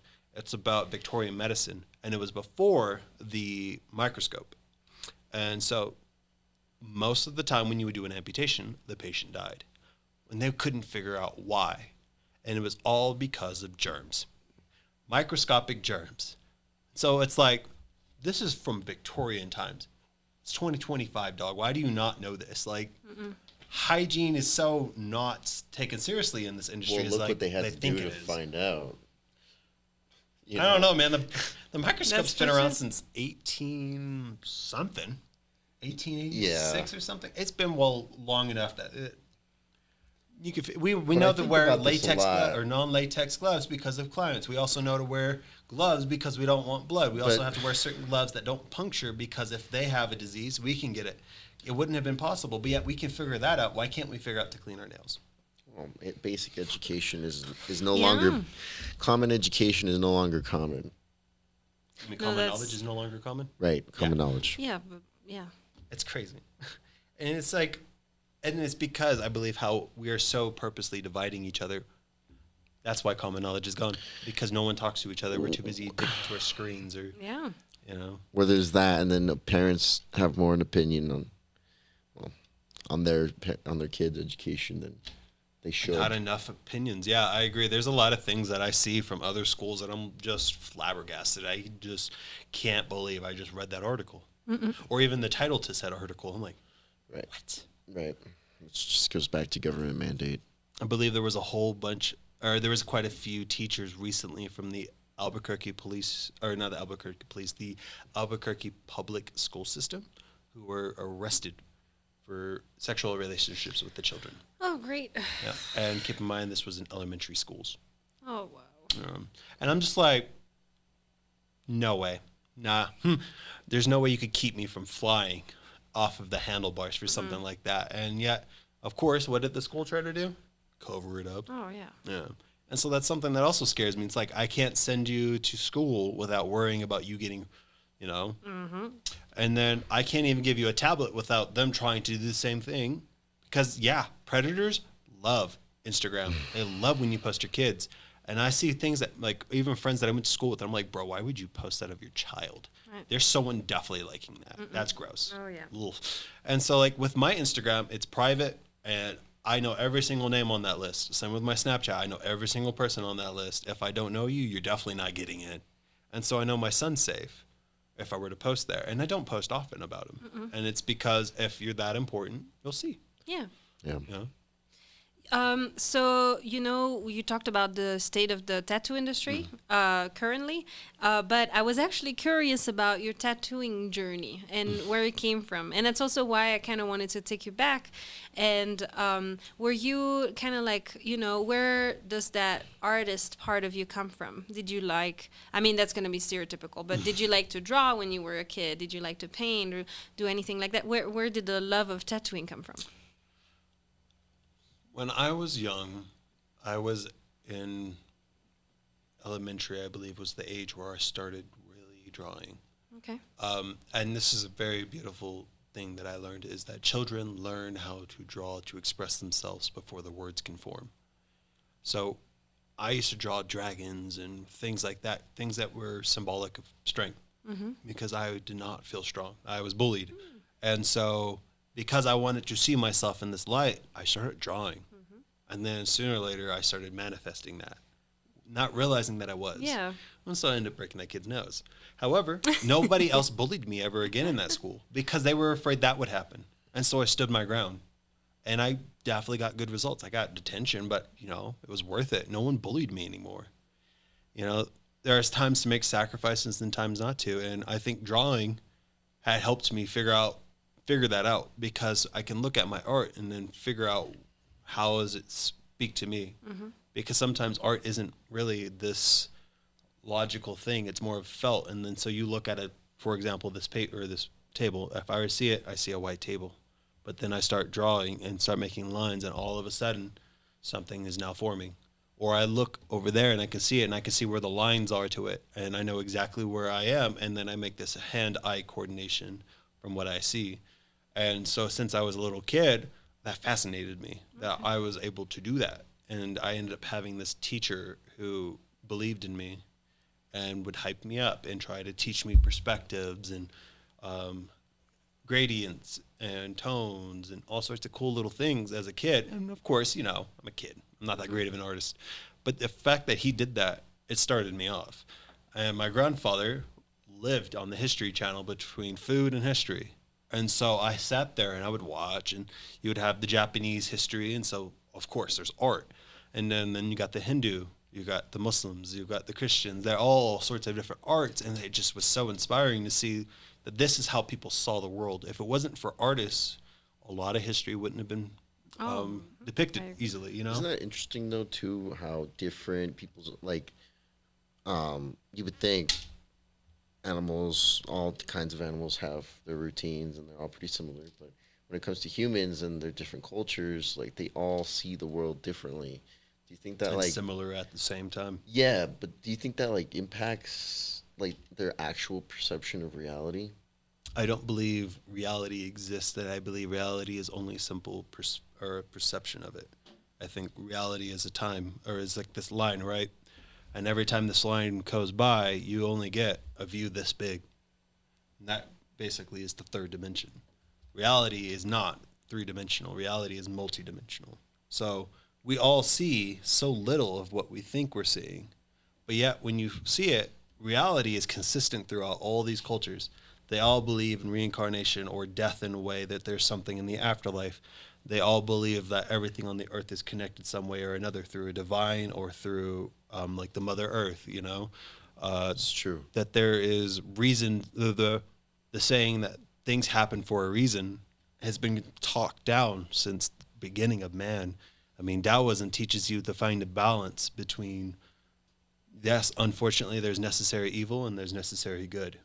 You have to find the balance between both. You know, that, for example, if we had a bad altercation once, right, you won't see me in a good light. But because we're having a good altercation right now, you do see me in a good light. I am not a bad person, but because we had a good conversation, you think I'm a good person. Make sense? And so because of that, cultures are consistent. They all kind of follow the same path. There's always every story you read, there's someone who brought fire. Fire always represented knowledge. You've got the Greeks, Prometheus. He brought knowledge to man. You've got Kukulkan, the Mexicans' version of Prometheus. He brought fire to man. Of course, was punished for it. Then you've got, for example, Satan. Satan convinced Eve to eat the apple. That brought knowledge. It's all consistent somehow in one way or another, but this is everyone's way of trying to understand what they are seeing. Okay. So I think because of it, that had taught me. Does that answer your question? Yes. Yeah. So, yeah, I think that because of art, it allows us to understand each other without having to speak. Every culture has, their light bringer. Every culture has their prophet or this or that. But all you have is a drawing of them because all of them date back before photos could be taken. And so art is the pinnacle of our history. Everything we get comes from it. And then other than that, writing. But technically, writing was at one point considered an art. I mean, the peasants, calligraphy. It was considered calligraphy. The peasants couldn't write. They didn't know how to read. And then modern schooling came. All of a sudden, now everyone's doing it. Now it's no longer considered an art. But you can see each other's handwriting. Go, wow, your handwriting's so beautiful. That's art.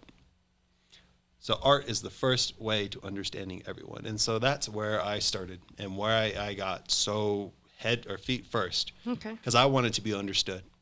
So how am I going to get them to understand me? Through art. And I think it definitely worked because now I'm very successful in my career. I have the absolute respect from so many shop artists and other tattoo artists. I mean, there's artists who recognize me, and right off the bat, because of my work, it speaks for itself. Nice. People have me in this particular image and think I'm a good man because of the way the art is portrayed. And so I allow my art to speak for me. Because you are a good man. Huh? Because you are a good man. I try my best.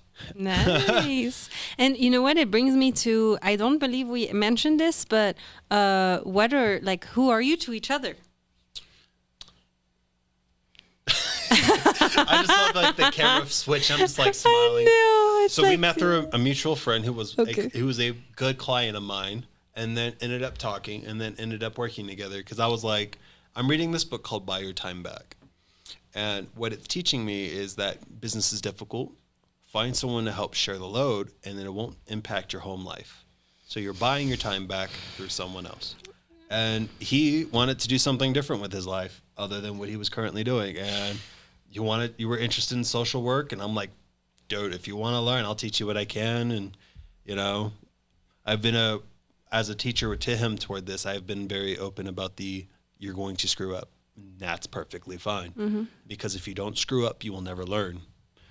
And so I think doing that and kind of creating that healthy relationship, that's kind of how we end up becoming pretty damn good friends now. Yeah, he inspires me a lot too, for sure. And try.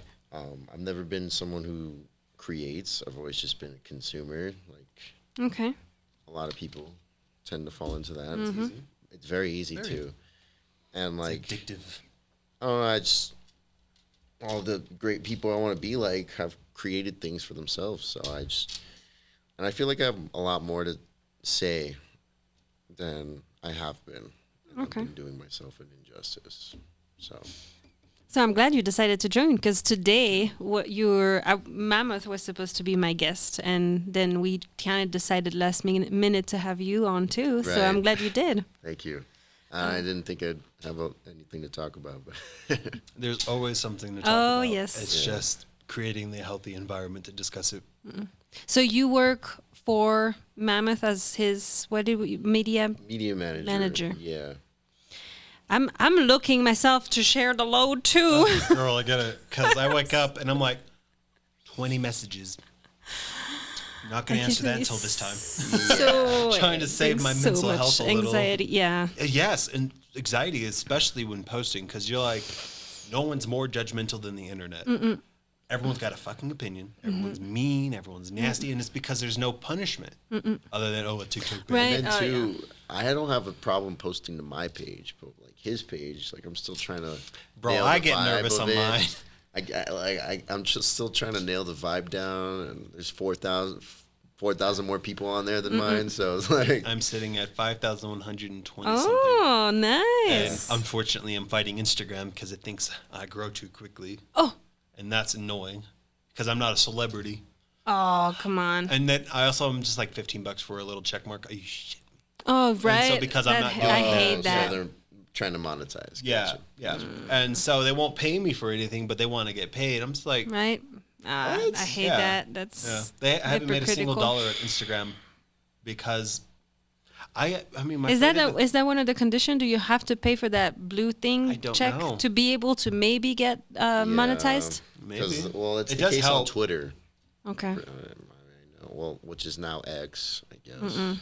When I did my Friday the 13th post, I made 111,000 views on that post. Nice. Or no, 11,000, and it had brought 120,000 to my page. Okay. And I didn't see a single cent. And then they constantly find excuses to demonetize me. Oh, And I'm just come on. constantly like, dog, I posted this back in 2014. Why are you mad at me? You know? Wow. Yeah. Instagram is that's why I'm looking crazy. at Patreon, because they can't tell the people who like what I do, they can't tell them no. They have the power. And I believe we need to take back our power from this big Yeah. tech fool that runs our life and our children's Yeah, life. we can't support the people we want to on social media. It's not like a street side shop. I mean, my business solely works through Instagram. So right now, I'm losing money, and I can't do anything about it because Instagram won't let me back into my account. Oh, what the hell? It locked me out. I'm able to okay, so here's what I can do. This is going to be fun. I can do this. I can get on it, and then boom. Yeah. Oh, Yeah, I can't get on it. something went wrong. Yeah, right. And so when you reload the page, then it goes, your account was compromised. He and Jazz, or my partner, are the only ones who have access to my account. So I'm just like, interesting. So when Microsoft or Ubisoft or Whoever any bought who. any company, when they have a social media manager, do you harass them the same? That's insane. Yeah. And so, wait, but your page is still visible. Which one are we talking about? That was the Golden Serpent, my tattoo page. Yeah. Yeah. Pretty sure it's probably the verification thing, honestly. Maybe. I may Yeah, have they're to like, just oh, bite do the you want to bullet and see do a it. page again? You better pay. I guess. That's gonna have terrible. to. The boss. But Well, see, yeah, it is. It's extortion. Yeah. it is.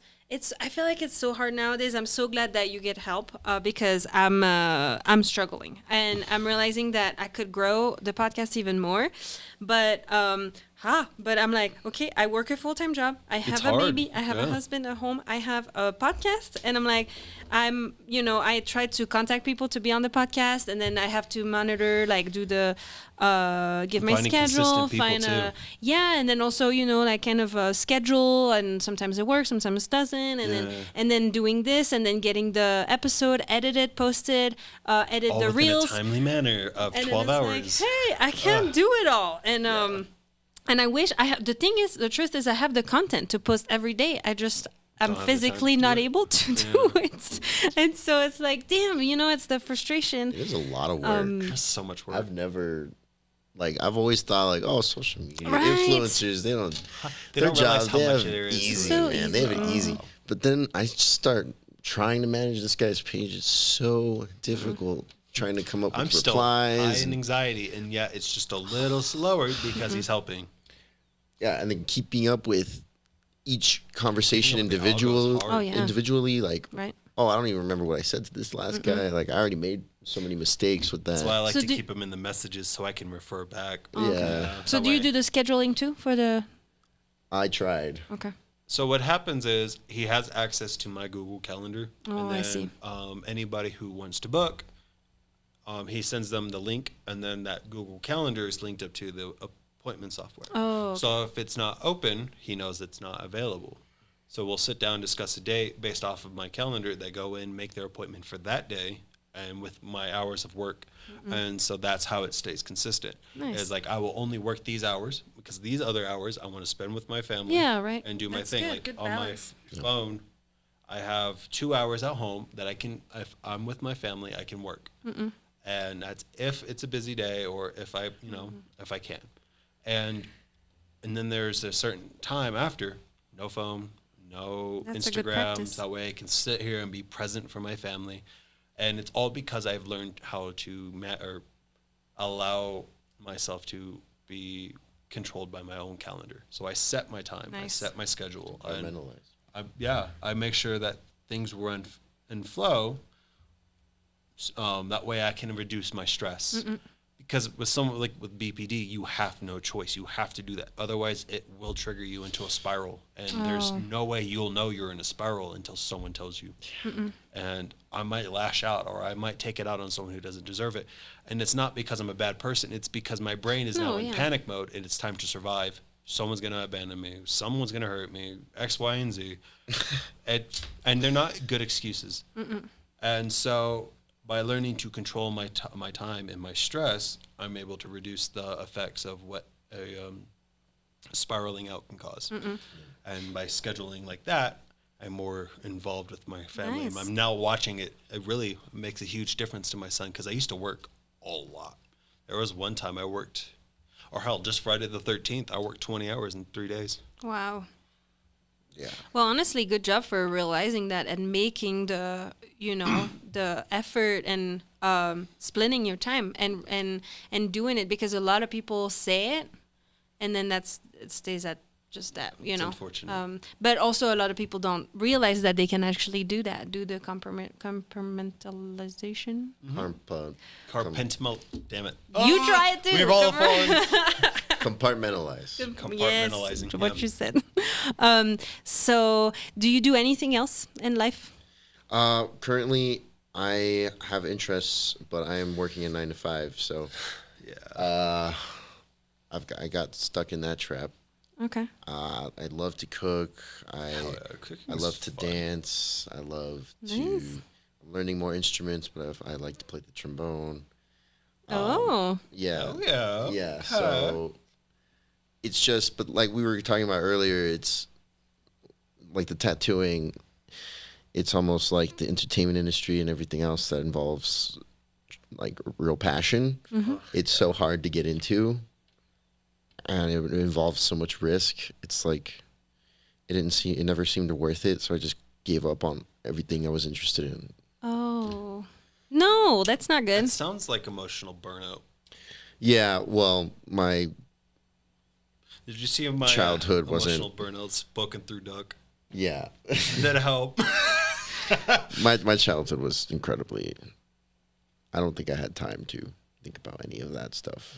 Yeah, but see, I feel like for that I'm similar in the sense that it was always in different ways though. But for me, we were 8 at home and I was the older sister. I had to help my parents. You took on big responsibilities yes. for so young. And so I had no friends. I was bullied in school because it was easy for them. I would just run. I would like drop my brothers and sisters in daycare and then in school, and then I would run to school and I would get there red like a tomato, and everybody was like, "Oh, did you just go to a sauna?" It's not funny. And I was like, I have other shit to deal with, but and so I didn't fit in any of the groups, and then so I didn't have time, and so and to the point that I didn't even have time to have boyfriends and stuff. And at some point, my dad was like, "Are you a lesbian? Or you're gonna end up with cats?" And I'm like, "Right." Look, you girl, I got 4. Right. I'm not a lesbian. I'm a good man. What does it have to do with it? But it's like, and so for the longest time, I was just focusing on, I need to make money. I tried to do law school because, yes, I thought I was gonna, like go and think about solve the injustice of like the separation with my parents and how the justice system never helped and this and that. It didn't work. I did 3. I failed. Work here either. No, and then I failed the law school 3 years in a row, and I was like, this is probably not for me because I don't have time to study because I'm helping and I'm running left and right. And law school's demanding as hell too. Yeah, then I ended up having a bachelor, and then I was like, okay, what's gonna give me a bachelor that's gonna lead me to a job, and that I can start, making more money, because I had like 3 student job at some point, but it's like, okay, you need to enter life and stuff, and I found management assistant. I got my degree, but then long story short, I got kicked out of my parents' house, and then I realized. Damn, you took care of your siblings and still got kicked out? Yeah. Oh, that's rough. I'm so sorry. No, me too. That's rough as hell. And as I was living alone, I saw Britney Spears was ending her residency in Vegas, and I've been a fan since I'm 6 years old. And so I was like, shit. I was living alone for once in my life. I had so much money saved because I wasn't helping my parents, and I was like, shit, I'm gonna go. Yeah. I went, and that's how I met my husband. That's beautiful. And since I met my husband, Wow. we met in line of the concert, but he likes me to make sure that I say that he was not there to see the concert. He actually accompanied a friend of his to drive from Albuquerque to Las Vegas. But So he's from here? Yeah. Oh, well, wow. respect. I mean, not letting a homie go to a concert alone, respect, especially in another state. Yeah. People are weird, especially when they find out you're from somewhere else. It's rough. But I love that. That's awesome. Meeting your partner and not in the social media. Did you know? I think it's like 13% of people now meet like that. Oh, in real life? Oh, I don't know. IRL or really however. sad. IRL, I think it's a new term. Right. That actually makes me depressed. 78 Yes. or 76, I think, somewhere like that. It's like social media or dating sites. Wow. Yeah. I actually got rid of, through people you know. because I just got out of a relationship that was really serious, and I had gotten all these dating websites, and I was like, what am I doing? Like, I just need to go Yes, go out. I need to go out there and not only find myself, but also just talk to people, whether they're male or female. Like, it's just. I love the advice is to focus on yourself before anything. And the reason you should focus on yourself is because when the right person finds you. And oh my God. Oh, yeah. Once you start talking to more people, you realize, like, I'm not crazy. Yeah. No. And then see, for me, like, I went in line at 9 in the morning, and then I started talking to the guy that was in front of me. Early. Those are big Yes. shows. Yeah. And it was at 9 at night, but starting to talk to the guy in front of me, and then realized I was not really a Britney Spears fan, because I only knew her birthday and that she liked to drink Sprite. For the rest, they knew everything, and I was just like, oh yeah, me too. That's one of the things that scares me about like getting big is that there's going to be people like that sooner or later, the bigger you get. And you're just like, I've noticed that now I get the effects. It's like when people know me before I even know who they are. You know them. And it's weird because they're like, oh, you're Mammoth. I'm like, how do you know that? I don't have that problem. It's super weird. And nice. I even went to a show in Gallup, and the headliner recognized me. I'm like, sup, dude? Did I tattoo? No. That's cool. Nice to meet you. What's your name? You know, I have to. That's how I learned the art of small talk. Is like, I don't know who you are. You know, but you know who I am. So it's like, what do I tell you? Yeah. So small talk will tell me. And so getting to pick your brain and you know, figuring it out. And I think that's More people need to talk to each other.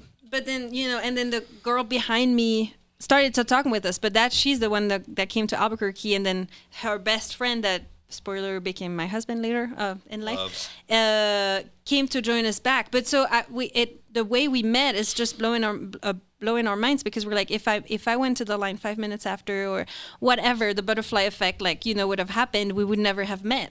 And so, you know, go out there. But also what I wanted to say earlier is that my husband is a graphic designer, videographer, photographer. dope. And so he has this passion. He's very passionate, and he's known that for the longest time. And for me to never have been able to explore anything that I really liked before meeting him, and living with someone that's so passionate and already found his way, I've always been like, it's admirable as hell. what is Love my it. thing? It's intimidating. Yes. Oh, But you know, is that how you feel? Absolutely. Oh, I'm so sorry. I don't mean to but make you know feel that what way, though? man. For me, and I hope it does for you, it allowed me to try. And I tried sewing. I tried doing nails for people. No, that didn't work for me. But I tried. I always was like, oh my God, I love talking. Maybe I can do that. No, I Good. cannot. I don't know when it became Try. lame to try. Like, Right? Oh, I know. Please do. Or when it was weird to be the smart kid in class. Yeah, like, like, that was weird. why I is was it- always like, one kid was like, I read a lot. So I was in history. I think it was freshman history, and the teacher would talk, and I would always have the answer. One day he goes, well, if you know so much, why don't you teach? So, every teacher expects them to buckle. I was like, okay, I bet. So got up there, started teaching. Even he learned a few new things.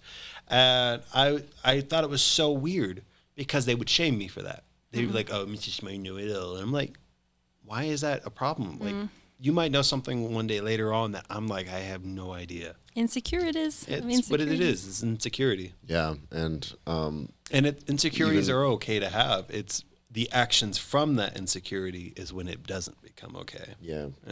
Even with band, when I first started Band's rough. in 6th grade, they literally, if you're not the first one in the percussion area, like they're gonna assign you or make you go through the instruments and see which one works for you. But it's like, I wouldn't have known I was good at trombone if I didn't try every single instrument. Oh, heck yeah. So Trying is dope. I love trying. I know. That's what you have to do. You have to try. Yeah. We're going to give you homework. You have to try. And please help me in the comments. And you have to, we'll have to do a part 2 at some point. I'd love to. Always you love know? to. That'd be great. Yeah. And we're like, okay, where are we? Yeah. And hopefully I have more than 203 followers on Instagram, which I'm really love proud that. of still. When I get I don't access, have that much I will either. try to repost you. I No know that problem. I know that it'll probably get you at least 10 new followers. Because I have some pretty fucking crazy fans for some of them. Heck yeah. Like there's this one, I love him. He's an amazing soul. He's there every month for another tattoo. That's so But cool. no matter what I'm doing, he's always following. He's always Nice. watching. And so is like a few others. Like she's been there since I was really small, and she's followed. Nice. I think only 2 of her tattoos aren't mine out of all of her tattoos. She's got a Nice. lot. Yeah. So I hope that when I get on, I can help build you. Yeah, and I'm not like targeting a number, but I want people to hear your guys' stories that That's that how we're Oprah sharing. started, literally Yeah. just talking about other people's stories. Yeah, And I now look at her. never thought Slayer. I'd ever have such an audience to do that. So thank you for that. Yeah. Oh, thank you for having me. It's always fun. I always wanted to be in a podcast or on a podcast. Well, you're a good talker, so I have no doubt that you could have your own podcast I too. know I was telling him. And if you do, honestly, Lester, here the podcast studio is amazing. Oh no, it's dope as hell. I like it here. It's home. With a bunch of new directions that my business is now going, I'm finally able to save more money again. Nice. Because right now it takes me about $2,300 just to break even a month. Oh wow. And so I get to deal with those kind of things, and it's a lot of stress. And now I'm looking at dropping that number down, and I'm like, I have so much excitement that I'm like, okay, well, I might actually be able to afford a podcast now. Yeah. And or sponsoring Marie+One's podcast. That was cool. Just help a sister. No, I'd a love to big help. sister. I'd love to help out. Big No, sis. Yeah, I mean, I'm always joking, but which brings me, we're already 3 hours in, but please don't forget to like, subscribe, and share if you like this content, because I always do. I always end up forgetting. We have a tradition. We have 2 traditions in the show, but one of them is I have 2 stacks of little cards. One stack is life questions, and the other one are expressions. And I'm going to ask each of you to choose a card from each stack, and then we'll read them, and you can tell us if it means anything to you. You can pick. So I would pick one for live questions and what, or Yeah. So you pick a card in Is this each from life? stack. a Doesn't card matter. in each? Doesn't matter. Okay. Card in each. Sick. Same for you. That's a dope question. What a beautiful quote. Believe you can, and you're halfway there. It's true. How do you argue such a beautiful point, Your life does love not get better by chance. It gets better by change. Pretty much, yeah. Nice. Yeah. That's what we've been talking about. If you could change one thing about your past, what would it be? And the answer is absolutely nothing. Heck I yeah. would go through every single thing again. Reluctantly, but would do it again. It asks, what is the most important relationship in your life right now? I would say that's my sister. Is it me? Nope. That's okay. No. Don't tell him. It's between my best friend, Sean, and... Love Sean. Great guy. I love Sean. Yeah, great dude. And my sister. Okay. Yeah. They've been my biggest rocks. Hell yeah, man. Because of Love that. Yeah. Sean's a great guy. Good rock to have. Nice. Thank you for sharing That's that. how we met. Wow. He found me through the internet, started getting tattoos by me, and then he got a tattoo by me on his ribs. Yeah. And then we ended up becoming friends. He was like, you know, that's the most painful spot, right? And I was like, yeah, I know. Oh, okay. That's why I was like, all right, just so All right. you know that I will just be using Lido. And numbed him It up. still sucked. Yeah, helped. Just sucks. Yeah. Yeah, I'm not looking forward to mine. Okay. I love it. Oh, I'm sure I will.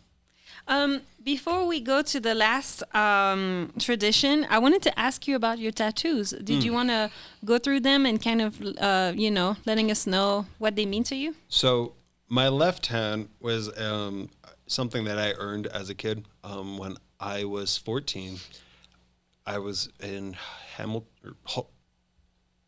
Hamilton, Texas. I always confuse Hamilton and Holton. They're both... And Hamilton, Texas had a wild pig issue. They were considered a nuisance animal, and one of the reasons they were considered nuisance is they destroyed the environment and they reproduced like crazy. Oh, I see. Unfortunately, I happened to go to this city or this town, and it's the country. Okay. Your furthest neighbor is definitely a couple miles away, you Oh, know? wow. And so I'm walking with this kid. I think I'm 13, 14 or whatever. I don't remember anymore. And all of a sudden we hear snorts.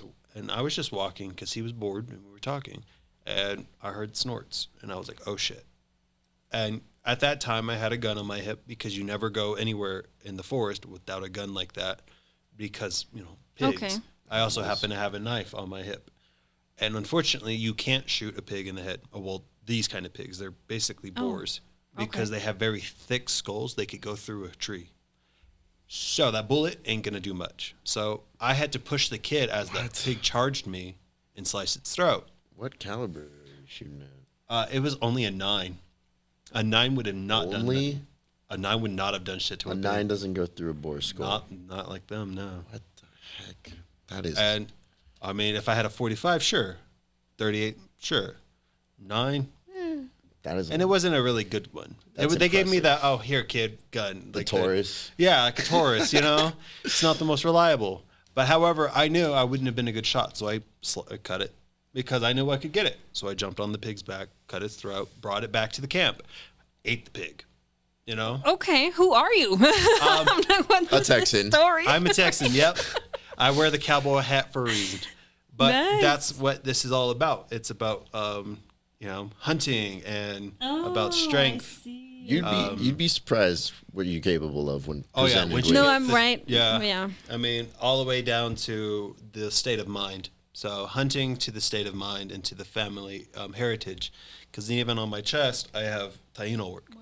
Wow. And so my tattoos here is more of respect to my lineage and also respect to, becoming a man. That's when my family was like, well, you're a man clearly because you just killed a pig and your 30-something-year-old stepdad shot a pig in the ass and it got away. You're the reason we are even eating tonight. And so at 14, I became a man. And so that's where this started. I wish more boys had that experience in life. Just a This moment is of... just because it's cool. Yeah. Yeah, that's just sick, but... Oh, also all of my designs. I've designed all of them Oh, based wow. off of literature and just artistic flair. I still have to do my hand, but hand tattoos are very difficult to do when you're a tattoo artist because of gloves. So you have to take time off to allow it to heal, Oh, or you'll get shrips, I infected, which is see. why this one isn't right. I didn't know. Was it a cover-up? Yes. Oh, okay. However, though, the cover-up went bad because I thought I had good hygiene in my gloves, and turns out I did not. Oh, shit. And so it got infected, so the lie lost a lot of color, but it was very vibrant at one point. There's like would you say writing? What does all Runes. this mean? A lot of it's just Old Norse, different cantations, bind runes, different symbols. Like you got hope, you've got the symbol of cursed, because, unfortunately, my family has a family curse of being pieces of shit and not wanting to grow up. And so by acknowledging that, it allowed me to, be a better person. Nice. But also the goal with this design too was to float anatomically.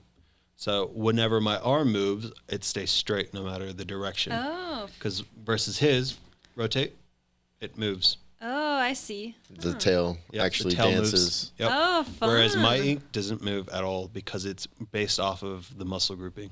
And that's how I designed it. So I studied anatomy, and then I also studied history, and then basically created art to bridge that gap for me. There you go. Tattoo school. Yeah. Right? Anatomy and This one's supposed history. to be about the sanctity of marriage becoming one. So when you look at it, they're connected and interwoven. You got this being called the Valknut, which is, represents the 9 realms and those who have died. I've got Yggdrasil on the back, which, represents life. Then I've got, I can't remember its name. It's the Taino sun god, And then I have my chest, and I had to bridge those together. So, mostly it's just family culture and lineage, and it's just, that's all I really like Anubis being the guardian of the dead, Thank you for sharing. Yeah. This one's just because it's similar to my partner's. Oh, I just see. mine's the more, dead one. Oh. Hers is more pretty and robust I see. and vibrant. Nice. Do you have, do you have any tattoos you want to share us, tell us the story about? Yeah, I can actually show you his that he did. Careful with nippage. Yeah. Can I show this? It's Yeah. a tattoo. Okay. I don't know. It's not inappropriate. I mean, I'm It's the not Grim sponsored Reaper. by any means, or I don't make any money on this. Right? Donate to my Patreon. Right, I know I should. I probably So, should. Right here. Oh, wow. Yeah, that's me work. That is I had some to of his actually work. have a friend who had a much bigger needle. I believe I used like a 27 or something. I don't remember. Wow. I had to use a big needle to do all of this, but it Grim healed Reaper. wonderful. I actually saw this on a coworker's shirt, and I was like, "Yeah, that's really cool." Looks great even on the screen. Yeah, it looks beautiful. It's so dark. That's my favorite part about it. It's because I also spent quite a bit of time learning the differences between Thank you. blacks and blacks with color pigmentation. Mm-hmm. And so I spent a lot of time finding one that really was dark. And I'm glad it really showed well within this tattoo. Yeah, and it And took it 4 healed hours, well. so Yeah. it's pretty quick. Yeah, it was pretty quick. I had one sleeve where it was so detailed. I think we had to break it up to 8 sessions. Yeah. Wow. Because he wanted lots and lots of detail. Yeah. Oh, So I only did what I could. nice. Well, you guys, I have another tradition on the show is that at the end of each episode, I ask a question from the previous guest. Oh. So the previous guest in this case was Faye Torres, and she didn't know that you guys were going to be my next guest, and so she asked a question, and then afterwards you'll be able to write a question too for the next guest, and you don't know who that's going to be. Sweet. And so her question was, what brings you the most peace, and what do you do every day to maintain that? That's a great question. Who wants to go first? Do you have your answer? You probably have yours right now. My great peace is watching my son get to grow up to be a kid. And watching him being loved by 2 parents or 3 parents, because like me and his mom don't agree a lot, but I know she at least tries a little. And I know she definitely loves him. There's no doubt in my mind that she loves him. So I get to watch my kid have a healthy childhood because I busted my ass off. So that brings me a lot of peace and motivation. Nice. But the way I maintain it is through speaking with my partner. I mean, I can't do this alone. It's very difficult. And so that healthy communication really makes a huge difference in preserving what you're protecting. And so for me, my son, it's funny. My son actually giggles and gets all excited when I kiss my partner or I'm affectionate with my partner. He loves it. And so because of it, that shows that I know he's always watching. And by leading in this example, he's showing what a healthy relationship looks like.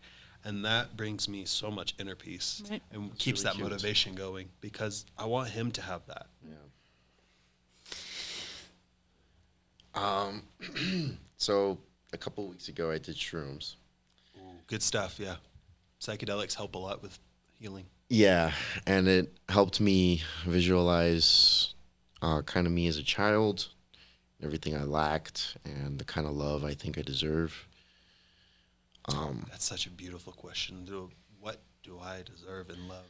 Yeah, so from that moment onward, I've been able to visualize myself as a child and show myself the love I need when I need it. Good. So I think my peace right now is just falling in love with myself, and I'm doing that by taking myself out on dates when I want. Heck yeah. Oh, yes. Self-care. Yes. So, oh man, I didn't want to cry, but Oh, Hey, it's no, okay. good. So you didn't feel it, man. That's You're why we good. were saying, shit, we all Neither of allowed us to are gonna cry. judge God you, damn dog. it. Yes. man, that's crazy. What, not being judged for crying? No, I didn't expect to cry at all today. Yeah, that's usually how the best cries happen. Yes. Yeah, so that's my piece. Dude, that's beautiful. Self-love and respect and Yeah. caring for you as an individual. Top tier good shit. Yeah, it's good stuff. And I want to also emphasize that you said the love you think you deserve, and it's the love you deserve. You deserved and you deserve to date still. I'm so sorry you didn't get that. And I'm so sorry. It feels like neither one of us really did get it the way we deserved to, have gotten it. I know you're just like, I'm good.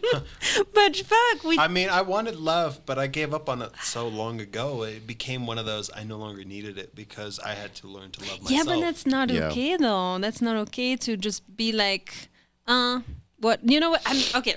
And I don't want to make you a enemy, whatever. But it's like or bad. But I just feel like it's okay to say that we deserved better. We deserved better, and that's why you're a better parent that the parents you had, and that's why. Damn, when I was pregnant with my son with Joshua, we used to say, and that always get me emotional too. But I'm jealous almost of my son because I wish I had us as parents. Fuck, we're so cool and we're so great and we're so And that's the best attentive feeling and ever, loving and yes. And so I'm so sorry. But I'm so glad you went through that journey. I'm so scared to do mushrooms. I think I'm not ready. I don't think I would ever And be. that's I a good think way to everyone not do should it. at least once. I agree. I heavily agree. Yeah. Just so healing. It's not that I put it to you like this. Yes, I do care about what people think. However, I can't control how they think. No, I can't okay. control how they feel about me. Everyone's entitled to how they feel about me, and that's fine. And if you want to talk about it, that's perfect because then I'll understand where you're coming from. I can't control how they'll feel about me. But what I can control is my reaction toward them. So if you want to be negative and mean, that's fine. That is your thing to do. I can't control that. But if you want to come from a place of loving and understanding, then yeah, let's talk this through. Let's see if I can change your perspective, and maybe we walk away, even if we disagree, with better perspectives of each other. But I don't need it because I would much rather put in the self-love and loving myself than loving or getting someone to love me because that's basically external validation, where validation begins with you. Yeah, but you needed to do all that work in order to be and able people to need say to be there that. to do that too. Yes, Yep. because my fear is that people are just going to take that shortcut and be like, oh, yeah, that's true. You know what I mean? But without having done the work. And if you didn't do the work, then whenever you have children, you won't have that step back to be able to actually be a better parent. And you're just going to redo the same, The same toxic mistakes. circles. Yeah, because you're just going to, because you didn't actually go through them. But I know you did. So that's why, we agree ultimately. No, I agree with you wholeheartedly. I do think that, yes, the only way you can change is if someone's able to notice a mistake. However, there's also how the delivery is done. You know, you can come to someone and be like, hey, I didn't really like how you made me feel that way. Or be like, hey, dude, what the hell is wrong with you? Why did you do this? I'm like, well, first of all, I didn't do this. You know, it's hard. You put out the energy you will receive. And so when people are coming to me nicely, then they're coming to me in a place of criticism, of, you know, trying to help, then I love that. I always welcome criticism, because otherwise I can't improve. However, there's a difference between good communication and good criticism versus being toxic and just an asshole. So one day your podcast will have people who will just comment mean things just to comment mean things. Obviously, they're not there to help. However, if someone's like, hey, dude, try the aspect ratio at this and try that. I think it might help with your footage. And you do that, and boom, your footage looks great. And if you were been like, oh, I know better than you, and that's because you're allowing ego to speak for you. Instead, you're letting someone else suggest something. At least give it a try. Right. Because if they're right, obviously, you know, it'll show itself. But if they're wrong, it'll also show themselves too. There's no absolute right way, and not everyone goes through the same way. My favorite saying was something that was told to me when I was a little kid. A mountain is big and tall for a reason. There's many different avenues to get to the top. You have to find the avenue that is best for you. And so that means there's no such thing as a cookie cutter way to do it. It all works based on how you want to do it. So if you want to do the harder work, you could do it. If you want to do the easier work, you could do it. You want to do between both, you know, it's your choice, but you create the choices in your life. And I think that's why I have gotten this far in my life, and why I definitely would not change anything. And that's because if it wasn't for the fucking suffering consistently, I never would have came to that conclusion. And which, I'm curious to know your opinion on that too, which also scares the hell out of me raising my son, because you, me, Christian, my husband, we went through shit growing up, and that made us who we are today, right? So how do we raise our children to be tough, to be smart, to you know, to do all that from a place of love? You know, it's almost like, is it possible? And I'm sure it is, but it's like, well, that's not what we grew up as with you know, as an example. Exactly, so you know, it's difficult. To me, it's like they get to learn from their own mistakes and not from the mistake you made. Yep. It's like let them theory. You grant them that ability to just learn on their own. You want to play on the couch? Okay. You're going to fall off the couch. I can tell you until I'm blue in the face. Until you fall off that couch, you're not going to believe me. Right. So experience, and that's a gift, because my grandparents didn't let me learn anything on my own. And that did you an absolute injustice. It did nothing for me. It actually really stunted me, and I'm still learning things about how normal people work that I'm just like, what? We have this drain system in our porch or in our patio in our apartment, and it's easy for his toy to go down. If his toy goes down, guess it's gone. You should have been more careful with your things. You don't get things back if you break them. You don't get things back if you're not careful with your stuff. Yep. And by teaching him the indefinite of his consequence, it teaches him to understand that, because keep in mind, boys are a little dumb versus girls. Girls can talk. You can talk to them sometimes, and or they can watch, and then they learn. But boys, I've noticed, because I also raised my two little brothers for quite some time, let them hurt themselves. Pain will teach them. Life will teach them. Life is the best teacher there is. You have to be there as their safety net so that they're not doing it on their own. They have someone to fall back on. However, after time, though, I'm a firm believer you got to pull the safety net back further, because every time you keep it, you know, too high, then they can become too dependent. My son's very independent. He plays with himself. He has no problems. He's bored. He goes and finds something to do. Why? Because I've taught him that being bored is okay. To go find something to do. You know, you don't have to have me every single second. Or when we're playing, he now knows how to come and tell me he wants to play. He'll come and grab at me. When he wants something, he tells me by, you know, trying to show me. And so I have allowed him the safety net to be able to make mistakes. Like, he's fallen off a couch. One time he crawled out his bed and split his lip. He got busted up really bad, but I can tell you right now, he never tried it again. I mean, I freaked out, walked out, I was like, oh my God, there's blood and everything. I had to run him in. I even had to take off my clothes to help try to fix his face in the shower, but he never once did it. Why? Because life taught him, you know? And when we take away that, life can't teach. Yeah. And I think that we as a society have allowed the digital era to take us away from life and create this boundary that life is trying so hard to come in. We're And just too damn these days are so scared. So scared. So scared Yeah. of everything. Just won't even take their kids. I'm to the like, park. kid, go outside, get on that bike, get a road rash, come back, let me fix you up, get back out there.